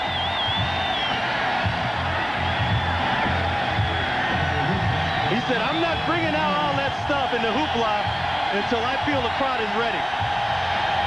There's a kick by Houston. And it bounces once into the arms of Mitchell. Whoa, is he tackled? Number 52, Wardell Rouse, a rookie linebacker out of Clemson. A little pushing and shoving. Rouse and Patton.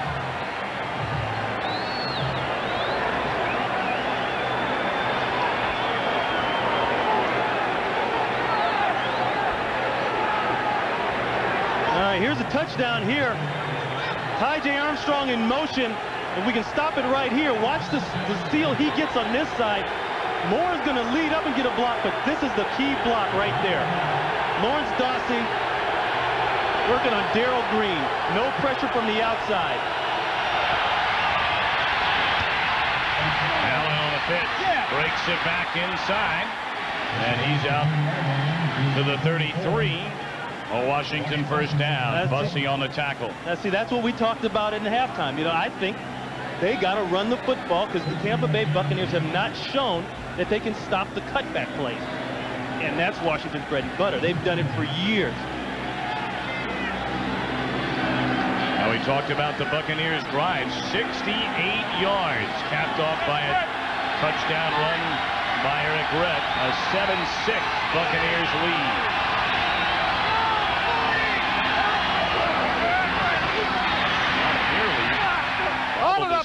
Is able to get it off to Terry Allen. A short pickup, Derek Brooks on the stop.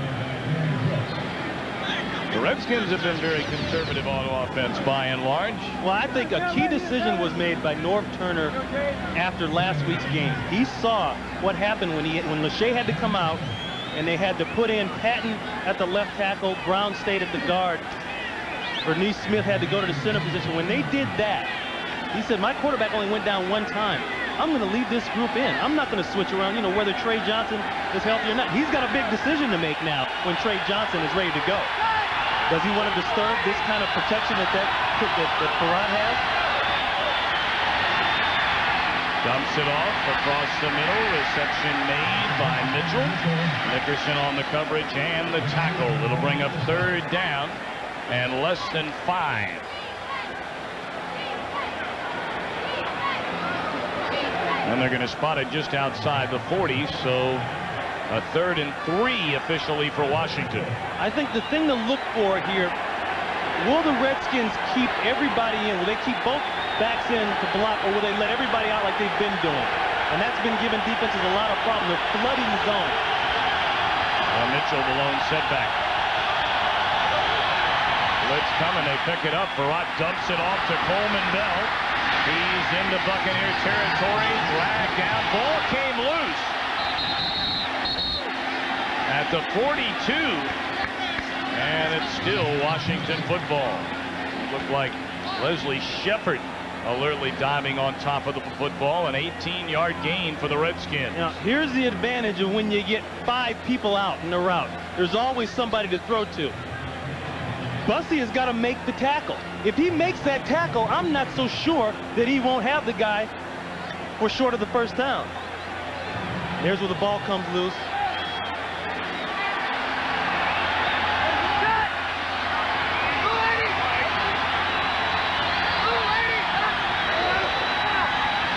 Here comes a reverse. Westbrook with room. 1st down. And tackled, pushed out of bounds by Barney Bussey. Westbrook earlier this year had a 58-yard touchdown run against Arizona. The longest, believed, from scrimmage by a Redskin receiver in their history. Perfect time for a reverse, too. They've been running this play at you all day long, the cutback, and now they come with the reverse. But the backside discipline is key for the Bucs. In other words, people stayed home and played their responsibility. You can see Perrott there trying to get a block on Bussey. Tries to cut him, but it doesn't work.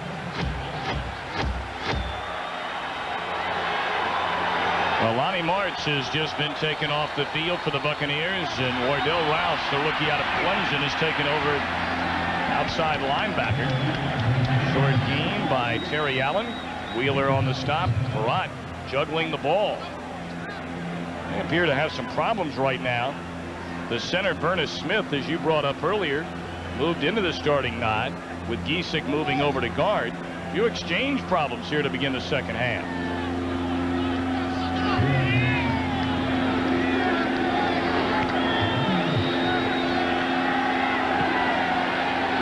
Six minutes to play in the 3rd quarter. Washington on the move.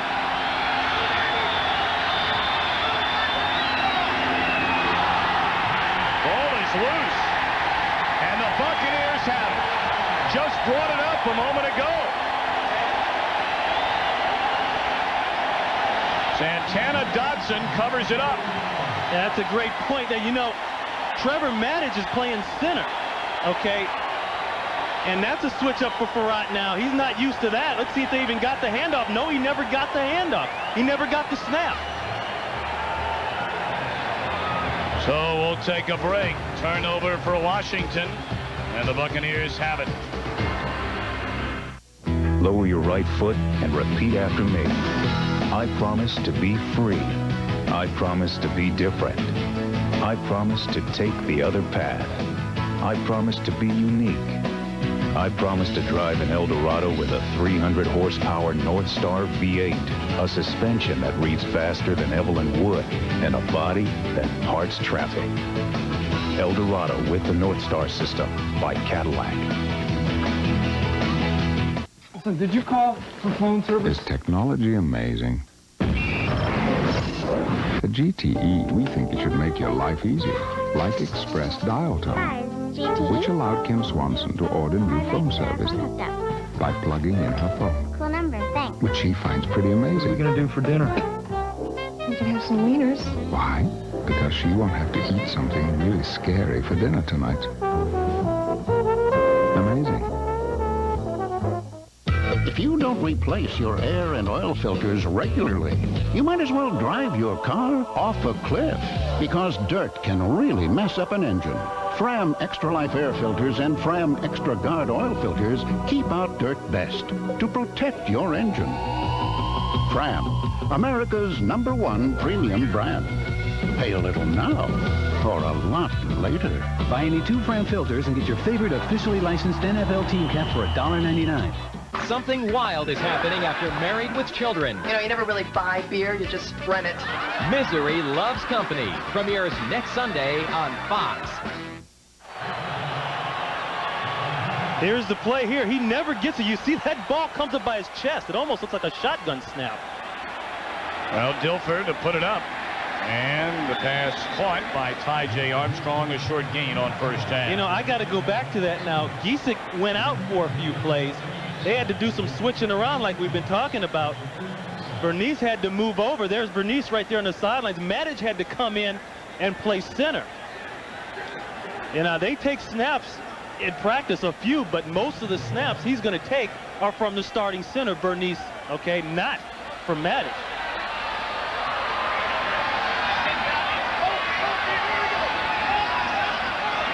Second and 4 for Dilfer.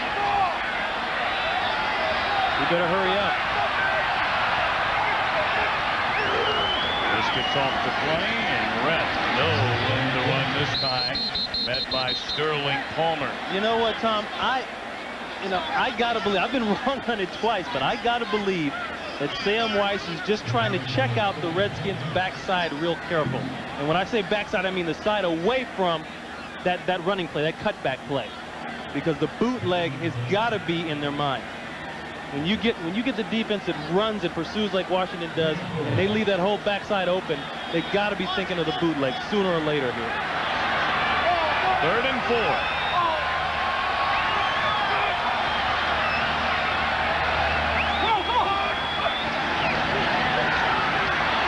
Good protection. Caught by Dorsey. Tampa Bay first down, close to midfield. Right now, for a McDonald's game break, let's return to James Brown in our Hollywood studio. Hey, Tom, the Giants trying to get in the win column in a big way. Rodney Hampton, 3rd rushing touchdown of the day. Giants lead it 31-17. Back to Tom and Rod. Well, here at 7-6 Buccaneers, a Washington turnover. And the Bucs have the ball just shy of midfield, a 1st and 10.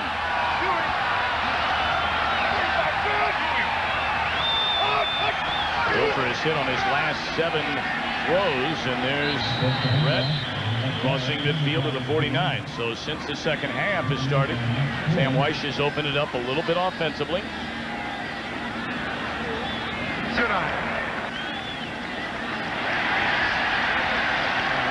Finally, he gets a break now that the flag's going the other side. First penalty of the game against the Redskins. 3:30 to play in the 3rd quarter, and both coaches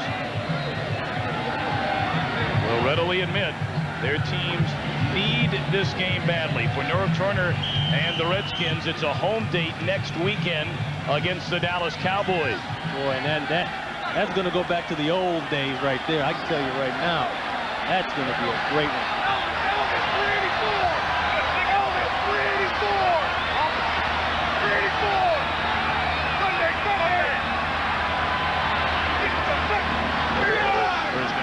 Short drop, near side, reception made by Harper, his 2nd catch of the day. And Alvin Harper hearing a big round of applause from the Buccaneer fans, and this is first action of the season. If you think the internet is a safe place to play, you better think again. 2 undercover cops are looking for a killer who uses his computer to lure young girls away from their home. It's a story torn from today's headlines. Watch a brand new New York Undercover. Thursday at 9 Eastern, 8 Central on Fox. 1st and 10 Buccaneers at the Washington 40.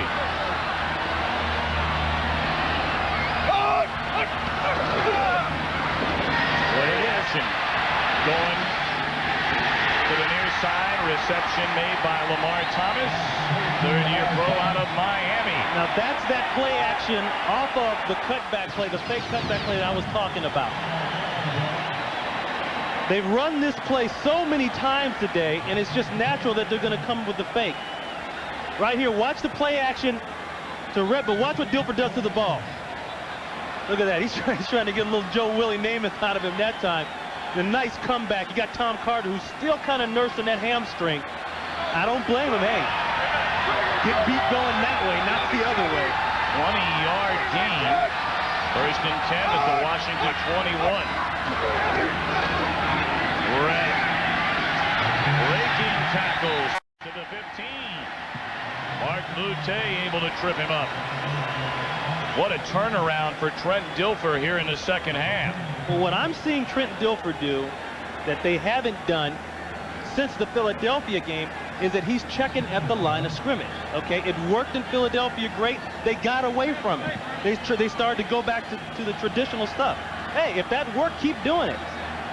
That's what he's done the whole series. He's calling the play at the line like he's doing right now.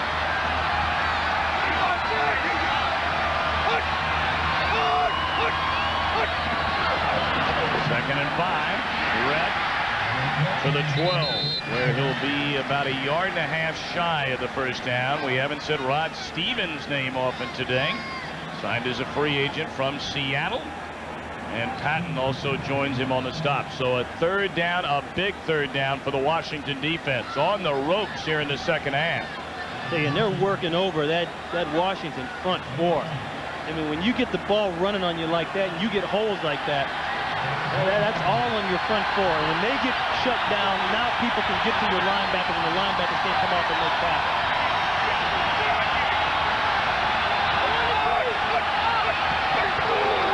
Armstrong in motion rep. First down carry inside the 10.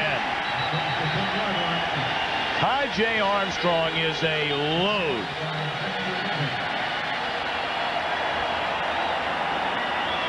Everything on this play is going to start this direction, and Red is going to have the option of cutting it back if he doesn't see what he likes up in here. But watch the man-to-man blocking up front. Pine to a great block right there on Stevens. Actually, he got a little bit of a hold there. But when you're working those guys up front, you're getting blocks, you're allowing people to get out in your linebackers, you got a serious problem as a defense. And the Washington defense getting banged up. First Washington, then Johnson, now Tony Woods. The sleepy town of Madison isn't sleeping today, as the Dodgers, led by quarterback Billy Hespin, host division rivals, the Bears. The Bears were up by 3 with the clock winding down in the 4th, when, reminiscent of Steve Young, Hespin launches a frozen rope to put the Dodgers ahead for good, as the Bears helplessly watch the lead vanish in the glare of the South New Jersey sun. Is there a defense that can stop me? Maybe not. Maybe if they had cars, they could stop me.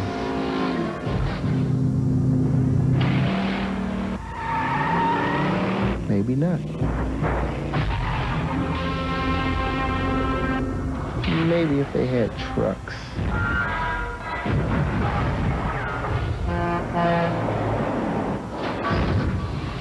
Maybe not. Maybe if they had helicopters.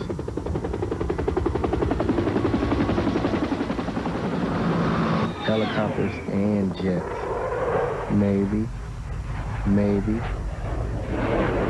Maybe not.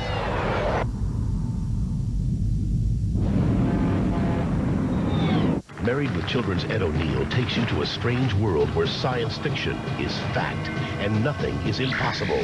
Weird World, world premiere Tuesday. This is the, you know, when you got a 43 defense. And we'll get back to that play. First and goal. Rolling right, Dilfer to the end zone, and it's overthrown. The intended receiver, Jackie Harris. It came with the play I've been talking about all day long, that bootleg, the naked bootleg off the play action from the cutback. but it's just a great job of coverage in the secondary. He had time. Guys are running around there. He doesn't have any place to throw the football. Now, that's a good thing for Sam Weiss, because Dilfer in the past has thrown that ball, tried to force it, made a mistake. They got to come away with at least a field goal here. They have to get points.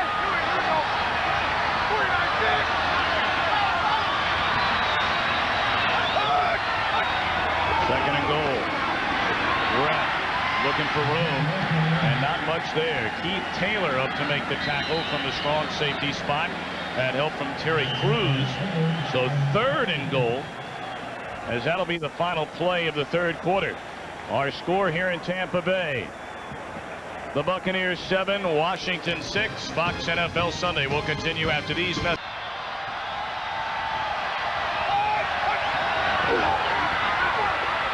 Dilfer to the corner, coming back. No! Whoa. Alvin Harper's going to have a lot to say about this. You better get out of there. He's going to get a flag. Yeah, I knew it.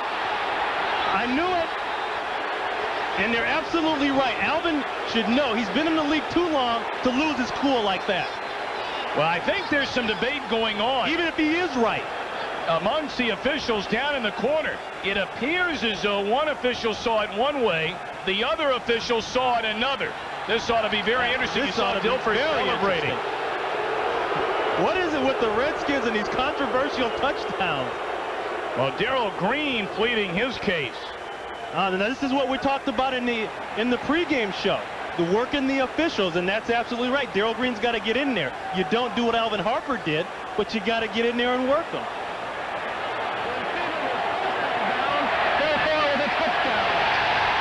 That was a call that went against Washington last week on the pass to Michael Westbrook. All right, we're going to see the corner of the end zone. Now, Alvin has the ball. Does he demonstrate possession? He doesn't have that right foot down, but you know what? It's a push out, a shoulder out by Green. This will be a great picture of it right here. If we can slow it down, there's one. But you know what? Here's what I don't disagree. I disagree, and I'll tell you why. Darrell Green is playing the football. He doesn't push him out. He's playing the football. His right hand was going for the interception. His left hand wasn't nowhere near. I don't agree with that call. Alvin Harper's own momentum running back to the football took him out of bounds. Now the penalty flag, we'll have to wait till the kickoff before that will take effect. Husted on for the extra point. And Norv Turner, who went on record after the loss to Denver last week saying that the instant replay should be brought back to the NFL, is not going to like a second look at this controversial call in the end zone. The extra point tacked on, and a 14-6 Tampa Bay lead. Alvin Harper, 8 touchdowns for Dallas last year, his first as a Buccaneer. We took the most comfortable full-size pickup on the road and made it more comfortable. We took the most thoughtful interior on the market and made it more thoughtful. We took the biggest cab in the industry and made it bigger. The Dodge Ram Club Cab. First we changed the rules, then we stretched them. At America's truck stop, the new Dodge.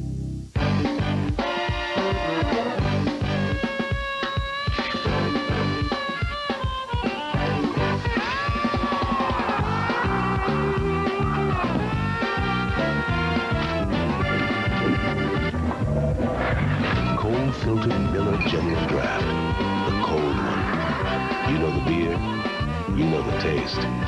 With Miller Genuine Draft, the world's a very cool place.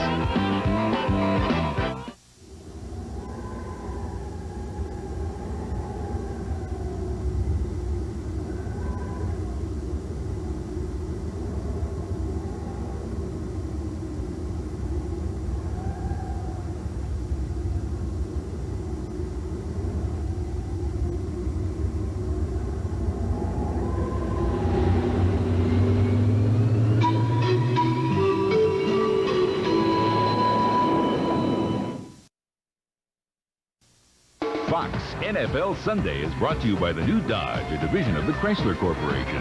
By the U.S. Navy, you and the Navy, full speed ahead.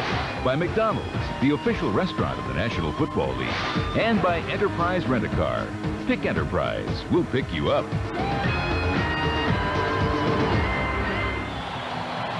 Get a look at the University of Tampa. Gorgeous shot.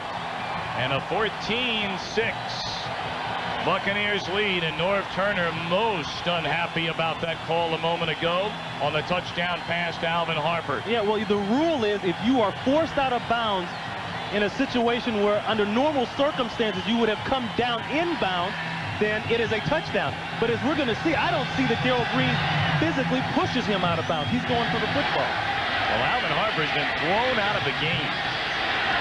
Oh, Mitchell is tripped up at the 35. They had to kick it from the 15 after the penalty. Kenneth Gant on the tackle. And here we go, another look on the touchdown. Now, remembering the rule, let's see if Darrell Green physically pushes him out of bounds. I don't see it. I see Darrell Green playing the football with both hands. I see Harper's momentum carrying him out of bounds. Watch it here. Harper is coming back to the football. His own momentum is taking him out of bounds. And he's only got 1 foot in anyway, and that's where he gets thrown out of the game. And you know what? That's warranted. You can get up in a referee's face and talk, but you can't physically touch him. Well, the Redskins down by 8. Barat to the air. And he throws across the middle to the tight end, Scott Galbraith. Well, last week, a controversial play in the end zone when Barat was going for Michael Westbrook. And I'll tell you the difference here. I want you to watch the defensive back's arm. Right there. His left arm is on Westbrook's shoulder, forcing him, pushing him out of bounds. That was not the case with the Harper touchdown. Yeah, you have to allow him to come down. Exactly. And that's where he was pushed out. Boy, this is going to be big all week long, especially for Norv Turner. I mean, I know he can't wait to give the league office a call on this one. That's 2 weeks in a row now that he has had the short end of a very big stick. Well, Norv Turner's team threw 31 points on the board last week at Denver. Look at this in the second half. Tampa Bay dominating. 139 yards, big 3rd and 5 for the Redskins. Yeah, but this is where Gus Barat has got to show everybody what he really is about. Penalty flags. Stop the play. That's going to be on Patton, the left tackle. Illegal procedure. And again, this makeshift offensive line.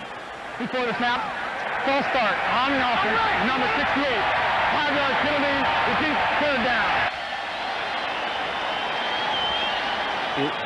That's a new position now for Joe Patton. He's doing the switching around right there on the other side of the goalpost. Watch him just lean back. He took that set step, and that was enough. But see, now you're in a situation, 3rd and 11 instead of 3rd and 6. Let's see if that 5 yards makes a difference.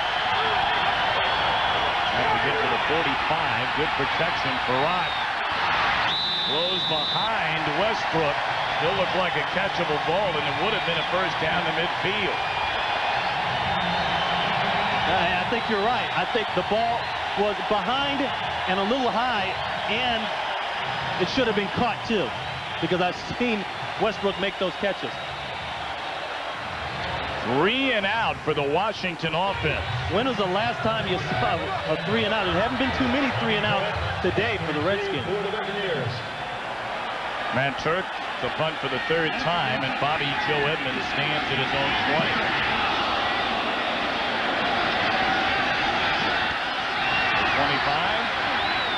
And he'll return it nearly 8 yards out to the 33. A 40-yard boot by Matt Turk, and James Jenkins, backup tight end, made the tackle. Alvin Harper thrown out of the game, but his team leads by 8.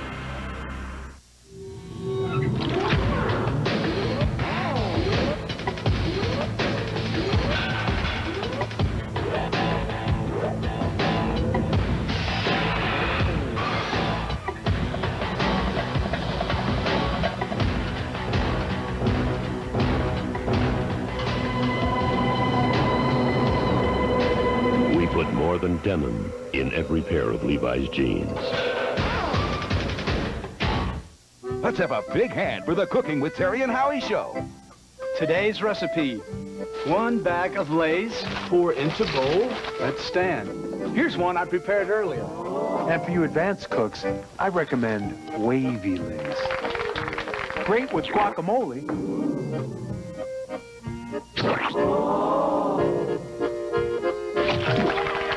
Next week, flaming kebab. For today's recipe, write the Lay's and Wavy Lay's potato chips. Bet you can't eat just one. There are a lot of compelling reasons for buying a Dodge Ram. A potent line of Magnum engines, the most available towing of any pickup, payload capacity of up to 2.5 tons. But perhaps the weightiest argument is this. Dodge Ram has higher resale than Ford, Chevy, or GMC. The rules have indeed changed. Well, look what Tampa Bay has done in the second half with a football after a disastrous first half. Well, you know what, Tom? That's all about what we talked about at halftime, though. No dumb mistakes, or cut down on the dumb mistakes, the penalties, the jumping off sides.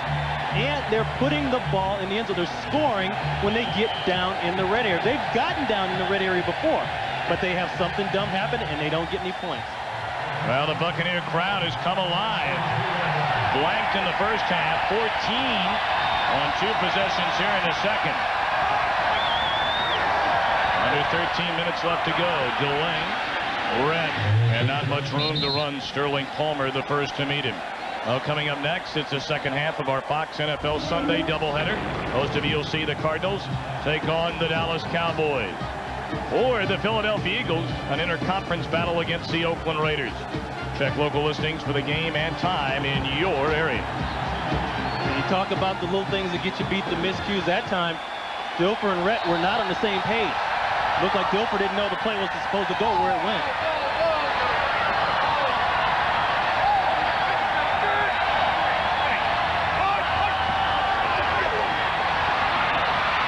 In trouble, throws it up, and nearly intercepted. Able to get a hand on it was Ken Harvey. Right now, from McDonald's Game Break, let's return to James Brown in Hollywood. That one was nearly picked off. This one was. Pittsburgh is unraveling. Jim Miller, the backup quarterback, throws a pick to Jack Del Rio. Rio realizes he has no speed, hands it to Orlando Thomas. He heads to pay dirt. Vikings are beating up on the Steelers 37-6 late in the third. Back to Tom and Rod. Well, that Minnesota team took Dallas to overtime last week. And now laying it on the wounded Steelers. 3rd and 9. Dilfer, great protection. And he's looking downfield. Broken up.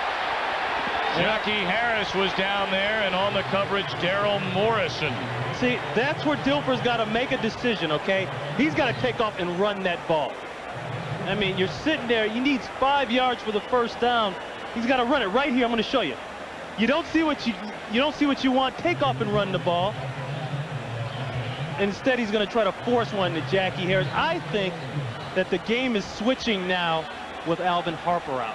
Just think, Alvin Harper got in this game coming out in the second half with a quick outs, then a touchdown. He's gone now. Redskins can play differently back there in the secondary. Very interesting point. We'll keep an eye out for that. Well, lots of time for the Redskins. Roby coming away, and here's Brian Mitchell at the 20. And he brings it out to the 28, a 47-yard boot. Demetrius DeBose able to come downfield and make the tackle.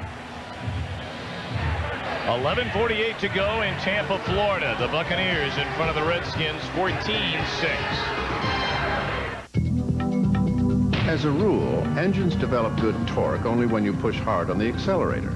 But even at idle speed, a Dodge Magnum V8 can pull not only this loaded Ram 1500, but this loaded 2500, and a loaded 3500 as well.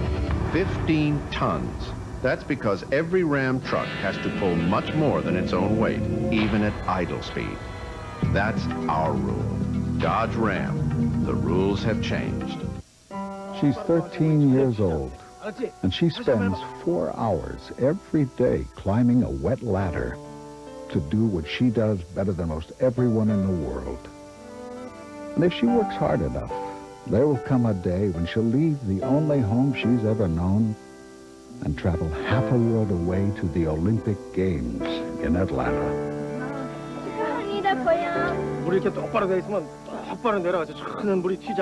And everything this little girl from South Korea has grown up with, every face, every sight, every sound, will be far away.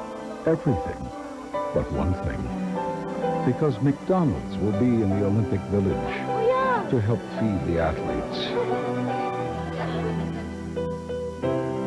And anyone who might be hungry for a little taste of home. Hollywood comes to Springfield. Hi, Milhouse. The Simpsons. Ah! Stupid dummy, wasn't supposed to explode yet. And all new episodes tonight on Fox. Go. 14-6, Tampa Bay in front of Washington. 11:48 to go. I'll tell you what, and all those women want to meet Tom Brennan. Oh, yeah. I guarantee you. We go from the beauties to the beasts. Those gentlemen up front. Which is the original line. Now, they were in also last series. I think that had a lot to do with that miscue early on the fumble. Barat comes out throwing, slings it far side to Henry Ellard. Good enough for a first down. Henry Ellard. Signed as a free agent from the Los Angeles Rams after spending 11 years there. This shows you the poise of Gus Barat here. Now, they're going to work this play over here to this side, and you're going to see the way the linebacker, he waits just long enough for the linebacker to get out of the window. Right there, that's Brooks. Brooks was standing right there where he wanted to throw the ball. He just waited a split second. That's Thomas. You can't teach that. Give it to Terry Allen. And Derek Brooks, the rookie out of Florida State, tackles him after a good pickup, gain of nearly 7. Plenty of time for the Redskins. 11 minutes left to go. Once again, back like we talked about at halftime. They're back on that run. The Bucs have not stopped the run, and everybody talks about how they've gotten better this year. If you look at North Turner, yeah, they've gotten better, but you know what? You're talking about a darn good offensive line. It's funny, an offensive line that comes together by chance. Like North told us, I'm not going to change. They did a good job last week, and they're doing a good job this week as far as the run is concerned. Running March back in for the Buccaneer defense. Nickerson meets Allen head on. Well shy of the first down. And we'd like to remind you at the end of this game, Ron and I will select the Miller Lite Player of the Game. Still a long way to go. Boy.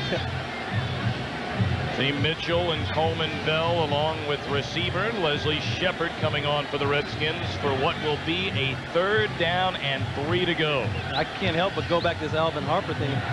Who would have thought that he would come into this game and, of all things, get ejected from the game? He was just had on his mind to just come in and play and get through the game. Quick slant. Oh, great job by Dimry up top. Looking for Westbrook. Dimry, free agent from Denver, came over last year. They wanted to throw the quick slant. Look at Westbrook there. He's still down. That looks like that might be cramps the way he's acting. You know, when you got cramps, you don't want to get up too quick, because you know if you straighten your leg or you bend your leg at all, that muscle is going to fatigue pull and bring your leg up. Boy, this Washington offense, after putting up 31 points last week at Denver, has done close to nothing here today. Matt Turk again on the punt. And it's Edmonds standing back at his own 10. He waves for the fair catch at the 13. And that's where the Buccaneers offense will put it in play. A 39-yard punt by Turk. We'll take a timeout. 9:37 to go. The Buccaneers leading the Redskins 14-6. Not everything is black and white. Some things are black and white. Or black and green. Occasionally black and blue. Pro Player home and away jackets come in all these colors and reverse to all of these colors. The only guys who have Pro Player jackets are black and white. Refs, no way. They never reverse anything. No, Foot Locker, the guys in stripes. Black and white. The Pro Player reversible jacket. Reverse it. We gave Dodge Ram the most powerful overall line of truck engines on the planet. A driver's side airbag. The option of four-wheel anti-lock brakes. A cab designed to set the standard for comfort and room. Then, after we made Ram that good, we made it this bad. The Ram Sport. At America's Truck Stop, the new Dodge. Space is a dangerous place. From the producers of The X-Files. Space above and beyond. Tonight at 7, 6 Central. Well, we're back in Tampa, where the Buccaneers defense is trying to cool off along with everybody else here at Tampa Stadium. It's gotten hotter. It's gotten hotter down on the field. My man there, he's got the right idea. You gotta open up that vest and don't wear anything under. I was gonna say, why bring the vest?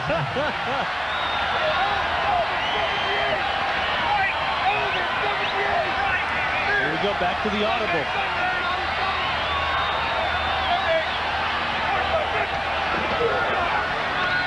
Just getting it off with 2 seconds left. Throws, and the catch is made by Lawrence Dawsey. Boy, Dilfer has been very impressive here in the second half. He's had good protection, and by and large, he has looked to the right man. 20-yard gain and another Washington injury. They are beginning to pile up. Johnson was hurt earlier, you may remember. And I got to believe this is still the same injury. That shoulder there, that's got to be the same thing, the way he laid on it, the right shoulder. And he is in a lot of pain. You know, you talk about the casualties today. We know that Martz, Smith, and Woods, those are definitely heat-related injuries. Yeah, Martz had to go into the locker room and get an IV. In Washington now, that's a key guy in your secondary. You know, you want to know why these passes are being completed and why all of a sudden Trent Dilfer is getting to you. You know, that doesn't help. Well, Norv Turner realizing that his team is a wounded bunch right now. You see Schuler, he's unable to go today. And there's a look at James Washington, who will not return. Mankind is about to get a wake-up call. Tonight at 7 Eastern, 6 Central, the producers of The X-Files take you even deeper into the unknown. Don't miss the 2-hour series premiere of Space, Above and Beyond, followed by all new episodes of The Simpsons and Married with Children at special times tonight on Fox. I gotta have a little bit of concern now if I'm a Washington Redskin fan, not only with the fact that the score is 14-6 in the fourth quarter here and Tampa Bay's just got a first down, but the casualties, okay, the depletion, the attrition is starting to take place now, okay? And it's hitting them in a place they can't afford it in their defensive line. And you know, Ron, one thing we hear about continuously in this day and age of free agency, not being able to keep teams together, particularly the really good teams, is a lack of depth around the league. Oh, you can't, like they say, okay? Sam told me the other day, you can't keep them, you can't stack them. Here we go back to the injury. Look on the left-hand side. There's Johnson with the arm rip working on Pine. Boy, you talk about holding, Tom. They just don't call holding when they want to, huh? They do it when they want to. I'm not so sure he didn't hurt his shoulder from being held by Pine. Well, I don't know how you can miss that call. Wow. That's like watching the sun come up. It's right in front of you. He's got to get his pads readjusted now.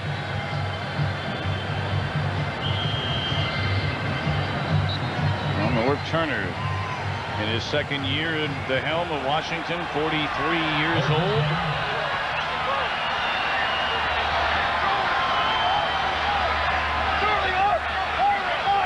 I think it's a ground game now for Tampa Bay. Unless you got to pass it. Brett trying to break it to the outside. Pushed out of bounds by Stanley Richard. The sheriff coming down the pipe trying to lay down a little law there. Coming into this game, this secondary of the Washington Redskins, without James Washington, they are probably, the safeties are probably two of the best in the league without a doubt. I mean, you got guys that can cover, and that's the key thing. You don't see big free safeties much anymore that can't cover. Everybody needs a guy that can cover for 3 wide-out formations and run and shoots and things like that. 2nd and 10, back to the ground, chewing up a little bit of time, but the Redskins defense up to the task. William Gaines, who has come on to replace Johnson, in on the stop. Yeah, you talk about what it means to go to training camp and what it means to be in the weight room and lift all that weight and eat right and do all that. Well, this is what it's all about. When it's 110 degrees down on the field in the 4th quarter and you're behind or you're ahead and you gotta make a play, this is when all that pays off. A big 3rd and 8. Dilfer out of the shotgun. Now look at the Redskins running. They're talking, doing a lot of talking like they're not quite sure. Bucks 4 of 4 on 3rd downs this half. And make it 5 out of 5. Courtney Hawkins out to the 45. Yeah, it always makes me nervous as a former defensive back when you hear a lot of talking going on before the snap. Somebody's not ready. Here's Tom Carter. Now, Tom has got to take inside position, and he loses inside position. He doesn't have any help. And just the way he was standing up before the snap, I mean, it didn't look like he was ready to play football. And I don't know if he's getting tired, the heat, that could be a factor, but he didn't look like he was ready to play.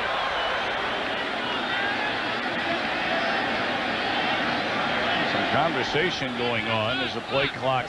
Smart, though. Look at Dilfer. He's letting that play clock go down as much as possible. Very smart. Well, Dilfer, this just his 9th game of his career. 6 games started. And we mentioned he is the youngest starting quarterback in the NFL, 23 years old.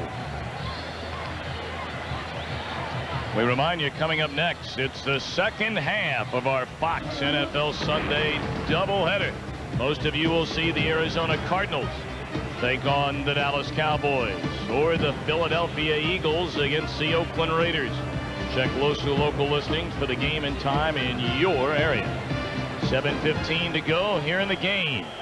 Brent Dilfer and the Buccaneers in front of the Redskins, 14-6. It'll be a 1st and 10. Buccaneers at their own 45. Well, we talked about the age of Dilfer. You see Schuler and Farrat on that list. Bledsoe, of course, but a remarkable year last year. And Jeff Blake becoming a terrific quarterback. Yeah, we don't hear much about Blake, but he's up there. You made a great point. Hey, you're in the pros now, okay? Forget the age stuff. It's time to be a man and play football. And I agree with that 100%. Left side, Brett looking for a block. And he's pushed out of bounds at midfield. That'll be a gain of 5. Right now, let's return to James Brown in our Hollywood studio. Tom, the Bears are battling back. Eric Kramer with his 4th touchdown toss, a career high for him, a floater. So a wide open Jeff Graham, nice move. He finds the end zone. It is now 31-28 in the 4th. Back to Tampa Bay, Tom and Ron. I guess you could say he turned 6 real nice from second base. He kept his foot. That was nice.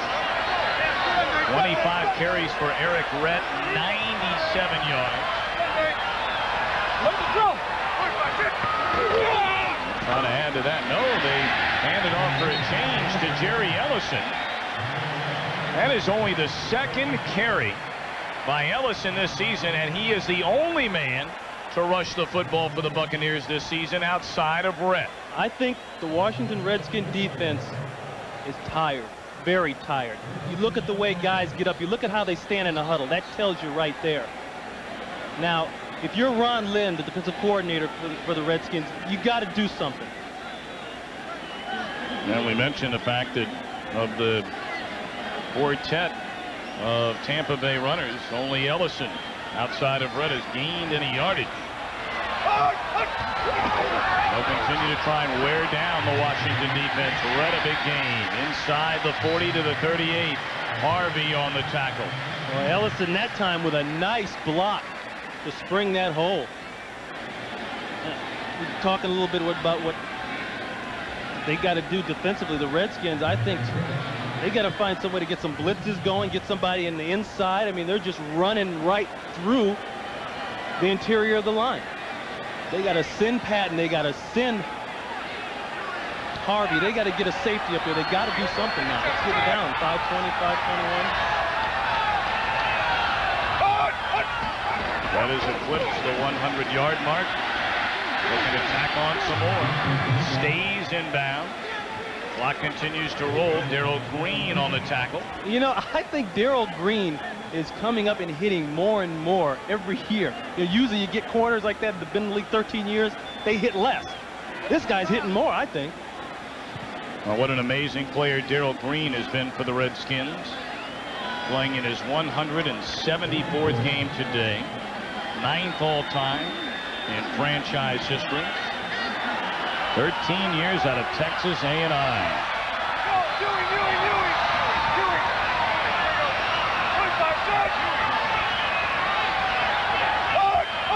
Big play, 3rd and 3, and here they come.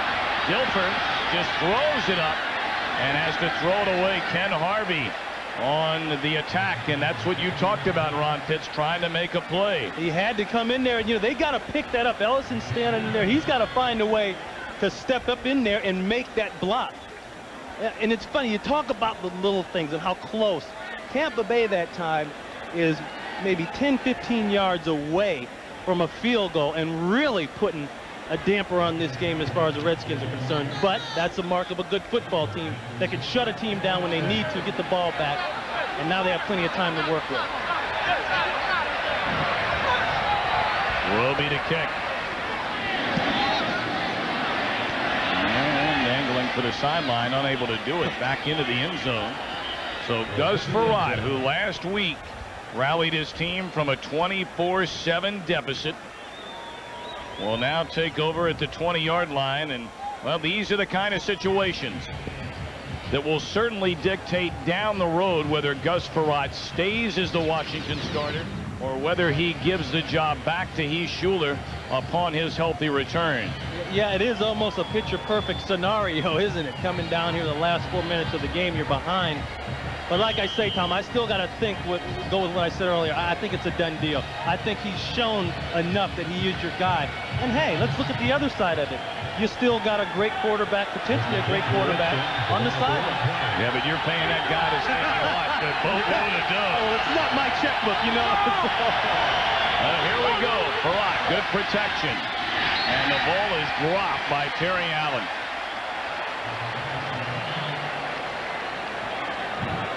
You know, just when I went down on the field today and standing there and I was talking to Tom Hayes, defensive back coach, just sweat just dripping all down in between my shirt and everything. I'm thinking, if I'm like this with a shirt on and no jacket, what are these guys going through with pads on? It's miserable. And the worst thing about it is you lose the mental edge. You lose your focus. 2nd and 10. Frerotte guns across the middle. Flags come in. It'll be interference against Martin Mayhew, trying to stay with Henry Ellard. It's funny, Martin's not doing much complaining. Usually Martin jumps up and raises a big tiff whenever he gets an interference, but it's like he knew.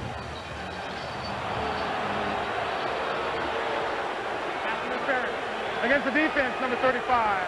Caught foul. Automatic. First down. Check it out. The ball's coming right to you here.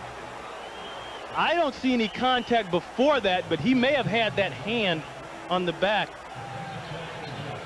Well, he might have got that hand there a little early. I don't know, boy. That's questionable. I don't know. 1st and 10 at the 36, and again Frerotte in the flat to Terry Allen. Cuts it back inside, picks up 8. Brooks and Nickerson on the tackle for the Buccaneers. 3:55 and counting, a 14-6 Tampa Bay lead. We're in the 4th. This is where Frerotte was at his best last week, I thought. On that last drive, and especially when they got in that 4th down situation. I mean, just very cool, very calm. Let's see if he can maintain that poise now on this trip there. And obviously down by 8. A Washington touchdown. You have to go for 2. Frerotte had it batted at the line of scrimmage. Cheaty. Now, he had 2 blocked passes against the Bears last week. Cheaty right here down at the bottom of your screen. He's going to get the swim moving just at the last minute. He gets his hands up You know, there's been a lot said about that. If you can't get the sack, the next best thing is the hurry, the pressure. Culpepper, Dotson, McIntosh. Check in on the defensive front for the Buccaneers. Oh, they blow the handoff. A 3rd and 2. Can Farad get there? It's going to be very close, depending on the spot. I don't... Well, Norv Turner looking things over. He has probably the best view of anybody. They got somebody hurt bad. Charles Dimry. That's Dimry. Dimry that came over and made the tackle on Gus Farad along with Barney Bussey from his strong safety spot.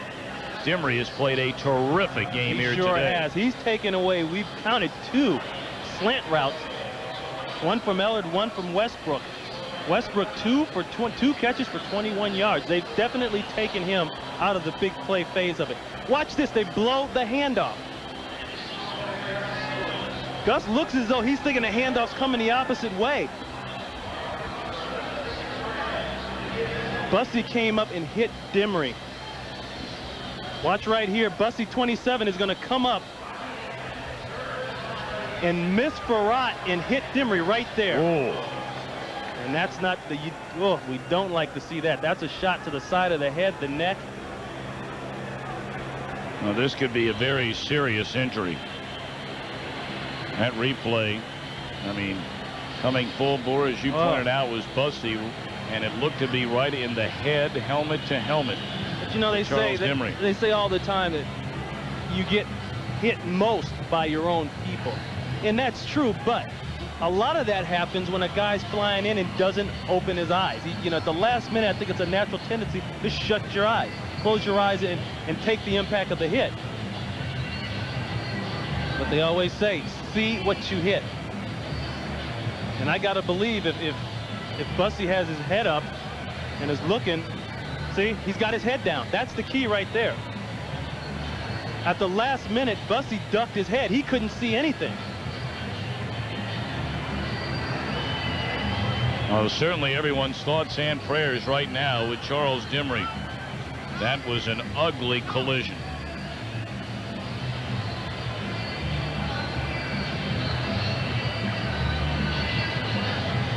Meanwhile, for Norv Turner and Gus Farad, they will await certainly a measurement. It appeared as though Farad came up a little short, but again, depending on the spot of the football, it would bring up 4th down and about a half a yard. Absolutely. Like you say, you never know where they're going to spot the football. And they can never really get a true mark on where the ball is dead at. It's a guesstimation, and then sometimes that guesstimation works in your favor and sometimes it doesn't.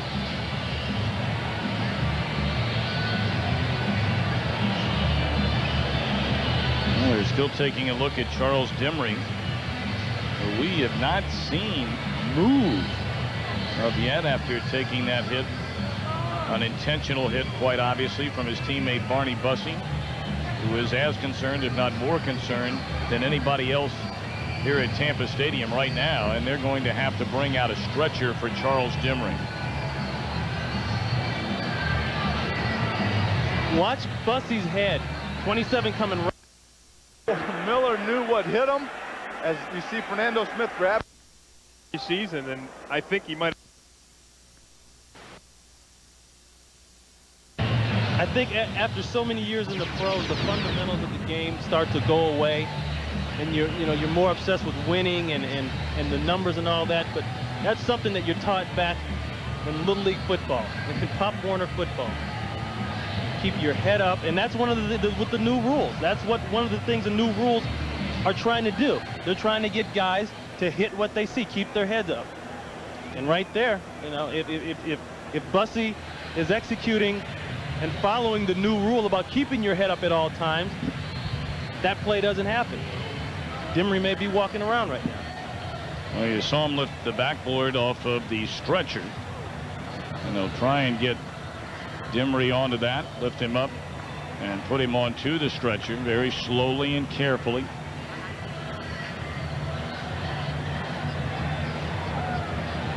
Oh, certainly we hope he is going to be all right. Yeah, well, you know, it's better to see him take that shot with his head go to the side than it is to see the head go down. Because we see too many of the times when the head's gone down, it's automatically a very tragic situation. So if there's any consolation at all to this injury, as it appears, at least his head went to the side.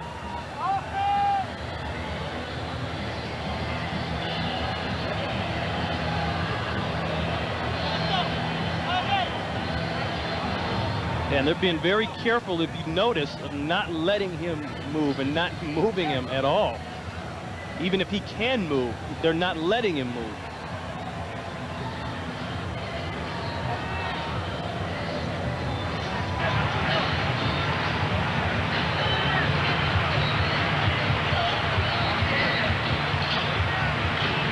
Big Sam right now talking to the offense, trying to keep everybody's focus when you get a situation like this, an injury that looks so serious to your own teammates. Guys have a tendency to drift, and this is a very important part of the game. And we hope that Dimry is okay. A classy move by Gus Farad. He just walked over and bent down and said a little something to Charles Dimry. I tell you what, well, Gus Farad, I joked around last night. He's kind of like the Forrest Gump of the NFL quarterbacks this year. I think he's, you know, such an honest guy, very confident, but yet very quiet, very much to himself. Funny comment he made the other day talking about the golf tournament in Idaho. The quarterbacks got together, and every year they have these big golf tournaments. Well, he shoots a hole in one. So he's running around telling his wife, he's thinking, oh, yeah, honey, we're going to get a car. We're going to get a couple $100,000. He said they gave me a picture of the hole. He said even Sonny Jurgensen was mad about that one. That's why I say he's got to be the Forrest Gump of quarterbacks in the NFL right now. Well, Charles Dimry will be taken off the field. And certainly if we have any kind of update regarding his injury, we'll let you know just as soon as we can.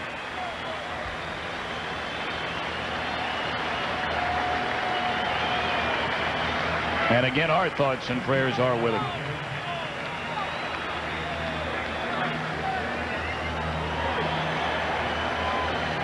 Well, it seems to be a lot of the Redskins are pointing first down. And it is. So he was able to lean far enough after the broken play, and Farad a first down for Washington. And you know, you talked about Tom Farad having to step up, prove that he deserves this position. Well, hey, he lays it out in the line right there. 14-6 in favor of Tampa Bay. We have 3:12, and now the clock starts. Left to play here at Tampa Stadium. Redskins at their own 46. The screen to Mitchell. Read beautifully by the Buccaneer defense, but a missed tackle, and then finally able to stop him was Lonnie Martz. Dotson's got him from behind. He misses the tackle. Clock still running at 2:43. The ball just inside Buccaneers territory. Farad looks downfield, overthrown, and a flag comes in late. Stargell trying to defend Westbrook. Tony Stargell there, 45. They're going to get him for the hold. And it looked as though Westbrook was trying to work back out to the outside corner, and he couldn't get there. That's why Farad threw the ball to that corner. That would be the second pass interference call on this drive. Holding on the defense, number 45. 5-yard penalty, automatic. First down. Let's check it out here. One-on-one bump and run coverage. Decent jam right there. I don't think that's a problem. Right there. He's got him on the inside of that pad. He's tried to make the break. You know, an interesting thing about that, they will never call the wide receiver when he grabs the defensive back to get by, but they will always call the defensive back. First and 10. Farad steps up, lost the pass to Brian Mitchell, and he's to the 33. Another Washington first down. Stargell tripped him up. Clock continues to roll. What a catch by Brian Mitchell. You know, you talk about a guy, you get him the ball, and he's going to make things happen. Watch this. Watch, first of all, Farrat avoid the rush. Okay, working back outside. But see that there, one-hand grab? That's unbelievable. Farrat just before the 2-minute warning. Sack by Warren Sapp, the #1 pick out of Miami. So we have reached the 2-minute warning. Officially 1:57 left. Washington on the move, trailing by 8. で、お子さんたち新しいコンピューター気に入ったの？それがまだ立ち上げてないんだ。何しろ僕は不器用なもんでね。うちじゃアクティバがみんなに大人気。IBM のホームコンピューター、CD ラムがついてて、トップトップいっぱいあるし、箱から出してすぐ使えるようになってるんですよ。単位でもセットアップできるってわけ？腕はいらないのよ。Let's take a look. Doc, every fall it's the same old thing. It hurts here when I do this, and it hurts here when I go like this. And when I do this, it hurts. And it really hurts when I do this. Then don't do that. Introducing the new Toro Super Blower Vac, the most powerful handheld blower you can buy, gas or electric. Toro, when you want it done right. Guys, this year, we're going to win it. Yeah. No one is leaving this room until we figure out how. No one. Not going anywhere for a while? Grab a Snickers, because nothing holds you over better. Hungry? Why wait? Enterprise? Hi, I'm at the repair shop. I need to rent a car. As we take a break, a look at Eric Metcalf of the Atlanta Falcons, who take on the Jets. Kickoff about 15 minutes away.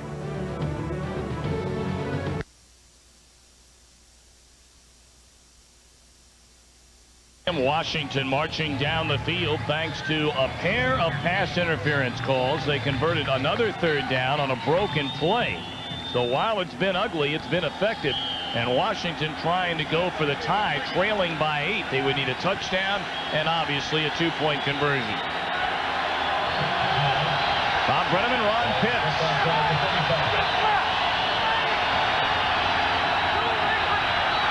On a 2nd down. Farrat. Incomplete, looking for Henry Ellard. Working on Stargell. You know, Stargell's a guy came in here, created from the Jets last year. He was actually got in the middle of a renegotiation of a restructuring of his contract right before the opener against Philly. He wasn't happy. He wanted to test the market, went out, decided he wasn't going to get anything better. They cut him or re-signed him back about 2 days later. So that's been a guy who's really turned out to be a pretty good piece. He's had to step in with some injury situations for Denver. 3rd and 12.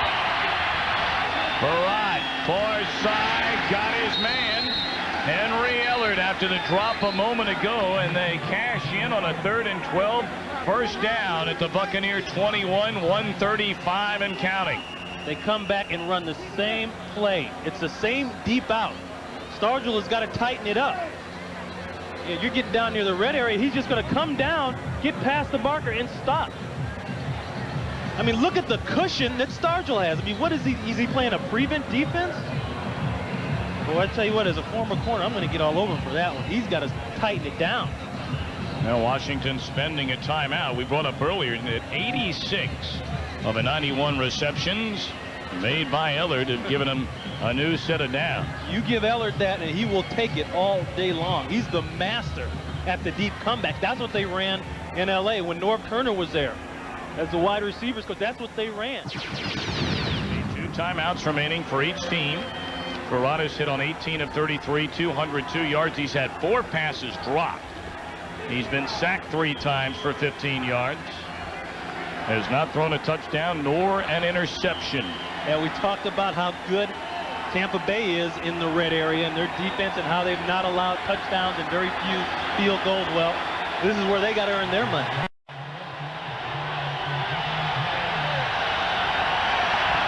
First and 10 at the Buccaneer 20.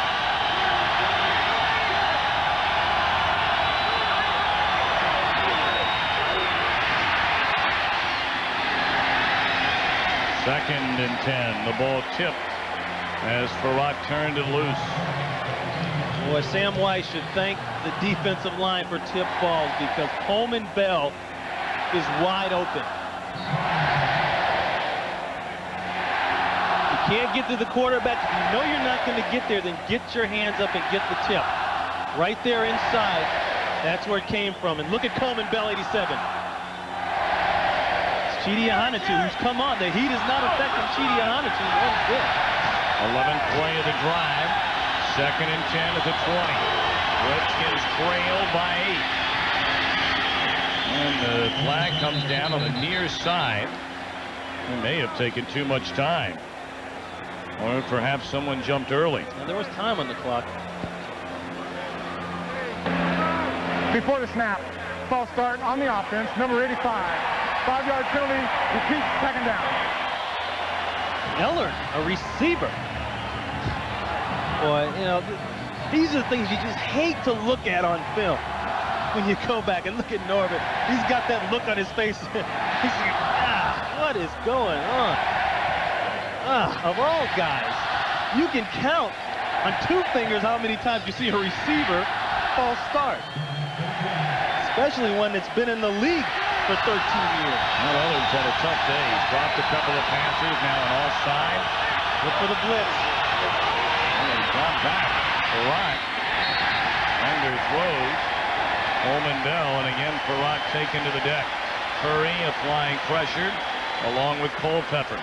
Gus took a shot. You know, it's interesting. They have given Gus good protection for the most part since the beginning of this season. And one thing I say is, what will happen? Will he still have that same poise and confidence after he takes a couple shots? You know, you see guys like Marino and Jeff George, and, you know, they take shots. It's hard to stay in there and keep throwing that ball when you take those shots. 3rd down and 15.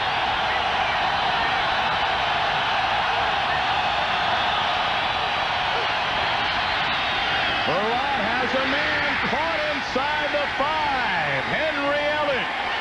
1st and goal, Redskins, with 1:15 left. And Washington will spend a timeout. They've been working the zones, the windows inside the zones, all those little openings all day long. And that's one thing that Farrat does well. He sees well, and he has the patience to wait on things to open up.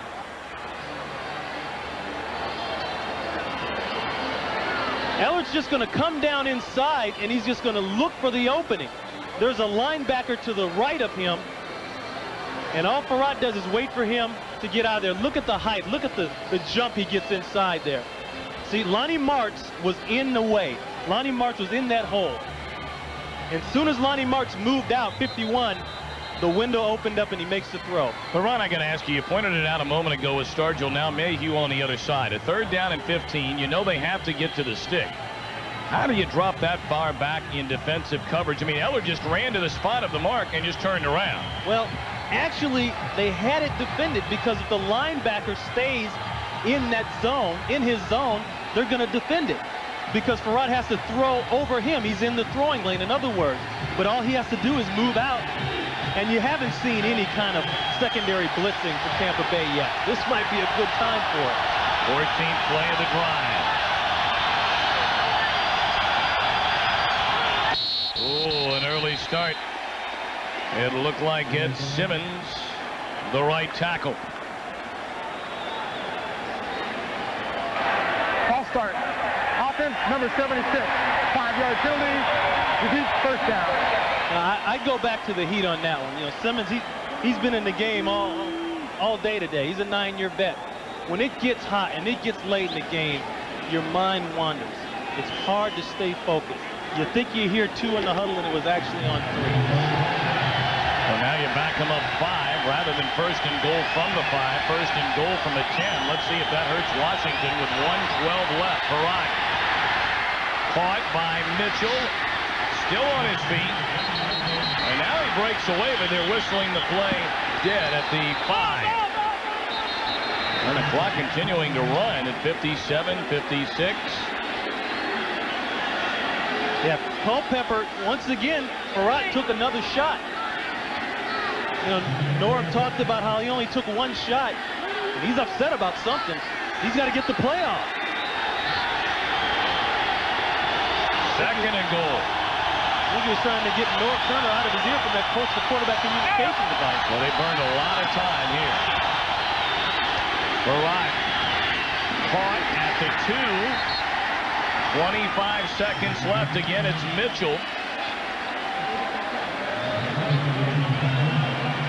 Yeah, and they'll stop it with 22 seconds left. He had to burn it. So Barat will trot over to the sideline, have a quick chat with Norv Turner. Barat trying to take his team down the field on this final drive. Go in for a touchdown, and then it would be a 2-point conversion. They need to cash in on to tie the game at 14. Washington is out of timeouts. It'll be a 3rd and goal from the 2. You know what? They had a touchdown last week against Denver. The same exact situation. Mark Logan caught it, but it was the same situation this close to the goal line. And what they did is they got everybody out into the field. They flooded the zone. Let's see if they do the same thing here. But one thing I've noticed that's really happened, Galbraith, he was involved. He was coming along the back of the end zone, exactly. One thing I've noticed, though, is Tampa Bay has picked it up. They've turned it up a notch in terms of the pass rush. And they are putting hits on Farad. Let's see if he still has that same poise. 3rd and goal. And Washington's asking the crowd to calm down. Fat chance. Here they come. Farad. Whoa, what a play. Down by Stargell. Defending Westbrook. Oh, what a play. And goal. And you know, we talked about they might want to do a safety blitz or corner blitz. They brought Thomas Everett from the other side, but right here at the top, watch this. At the last minute, Stargell is going to get a hand up, his left hand. And I'll tell you why that's a good play. He's got to protect his inside. He doesn't have any help in there. He made Westbrook fight to get inside. And by the time Westbrook was done fighting, he may not have had the energy to go up and get the ball. Well, here we go. This is a game. 4th and goal. Blitz coming up top into the corner. Caught, but out of bounds. A flag has come in. Stargell shoving Westbrook aside. And let's see what the decision will be here. Interference, it looks like, against the Buccaneers. Pass interference on the defense, number 45. Fouls in the end zone, the ball is put at the 1-yard line. Automatic, 1st down. Well, the problem here is that Stargell never turned his back to look at the ball. Therefore, if you're not playing the ball in the referee's eyes, it's interference. But that left hand right there, he puts hands on him and not looking at the ball, they're going to call it. Especially when the ball's in the air. And now about Westbrook, he still caught the ball. Oh, is he going to be a terrific player for these Redskins? But on 4th and goal, Stargell, the interference call. Yeah, like I say, if you put hands on the receiver and you are not looking at the ball, it's almost 100% it's going to get called against you. So again, a reminder, Washington out of timeouts. 1st and goal from the 1. And 13 seconds remain in the game. Well, that's a big break now for the Washington Redskins. Pound it in, I say. I think so. Out of timeouts. It'll be an interesting decision here. Yeah, what do? You throw it? Do you run it? What they have to do, they have to have a hot play ready, meaning that if they don't get in, they got to have a spike play ready or an out-of-bounds play, something ready. And they got to know that. This takes me back to last year, the play with Cleveland and Dallas. The one where Novacek missed getting in the end zone. And there was some discussion as to whether or not they had a time to get a hot play. They have to have that ready if they don't make it. Now the Buccaneer defense now wanting a timeout. 13 seconds left. The Bucs have 2 timeouts to spend. They'll take 1 now. And here's the thing to think about too, Tom. If you run the ball, you don't have timeouts, you don't make it, okay? Do you think that the Tampa Bay Buccaneers are going to get off that big pile fast to help you to get that thing? You'll never get guys off the pile. So maybe if you run it toward the sideline. But why run 30 yards to get 1 yard, you know? This is a tough decision for Norv Turner. Well, we brought up earlier, Ron pointed out that they got Mark Logan on a touchdown pass in this situation. They've hit Scott Galbraith for 2 this season, the only 2 receptions he has made all year long. And that is a long yard. I mean, that's more than a yard. They call it a yard on the scoreboard, but that's like a yard and a quarter. That's a long yard. Well, here we go. Ball at the 1. Washington out of timeouts. 13 seconds left. High formation. And Allen, play fake to the end zone. Missed his man wide open. And they got flags. Great play. Great play called by Norv Turner. Cedric Smith, the intended receiver, but again, flags on the play.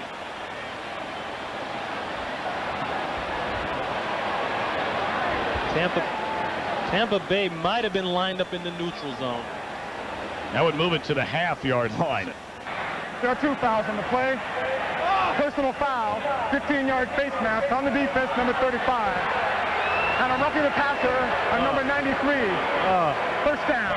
You know the worst thing about those 2 calls is that those calls are dumb plays, okay? Shouldn't have happened.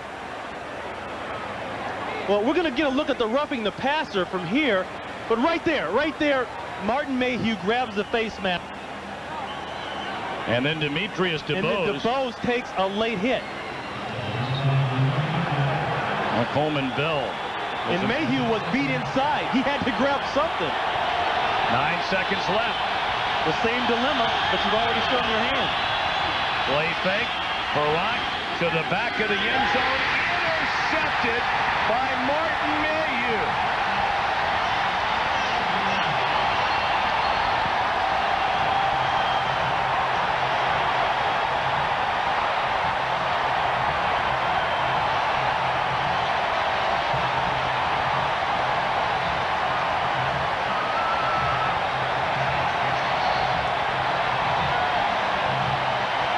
The first mistake all day long by Farrat at the game's most critical time. The problem there is that he showed his hand the play before. Watch the top up here in the corner. Mayhew is going to run all the way along the back of the end zone. And a great job of seeing the ball and turning around and making the play. Boy, it looked like he had Jenkins wide open. A yard inside the end zone. You know what? A tough throw. And Gus is. Farrat should not have his head down, because they wouldn't be in this position if it wasn't for him anyway, I think. But he's got to throw that ball to the corner of the end zone. If his man doesn't get it, nobody gets it. Well, Dilfer will take a knee. The Buccaneers go to 2-2 on the season. And Dilfer played a terrific second half. Our Miller Lite player of the game is Eric Rett of the Tampa Bay Buccaneers. He had a big time of it today on the ground for Sam Weich's team. And again, he is our Miller Lite player of the game in another tough loss for the Redskins. Here's another look at the touchdown, or the interception rather. Look along the back of the end zone. Now, you got a matchup problem. See, this ball needs to go back here, okay? You know, you got downs, okay? Don't throw it short. That's the worst thing you can do. Another thing is, look at the matchup they got. Mayhew on a tight end. That's excellent. If you're the Tampa Bay Buccaneers, that's what you want. All right, for Ron Pitts, I'm Tom Brenneman saying so long from Tampa. Our final score, 14-6 Bucks. Up next, it'll be the Arizona Cardinals and the Dallas Cowboys, or the Philadelphia Eagles playing the Oakland Raiders. Check the local times and listings in your area.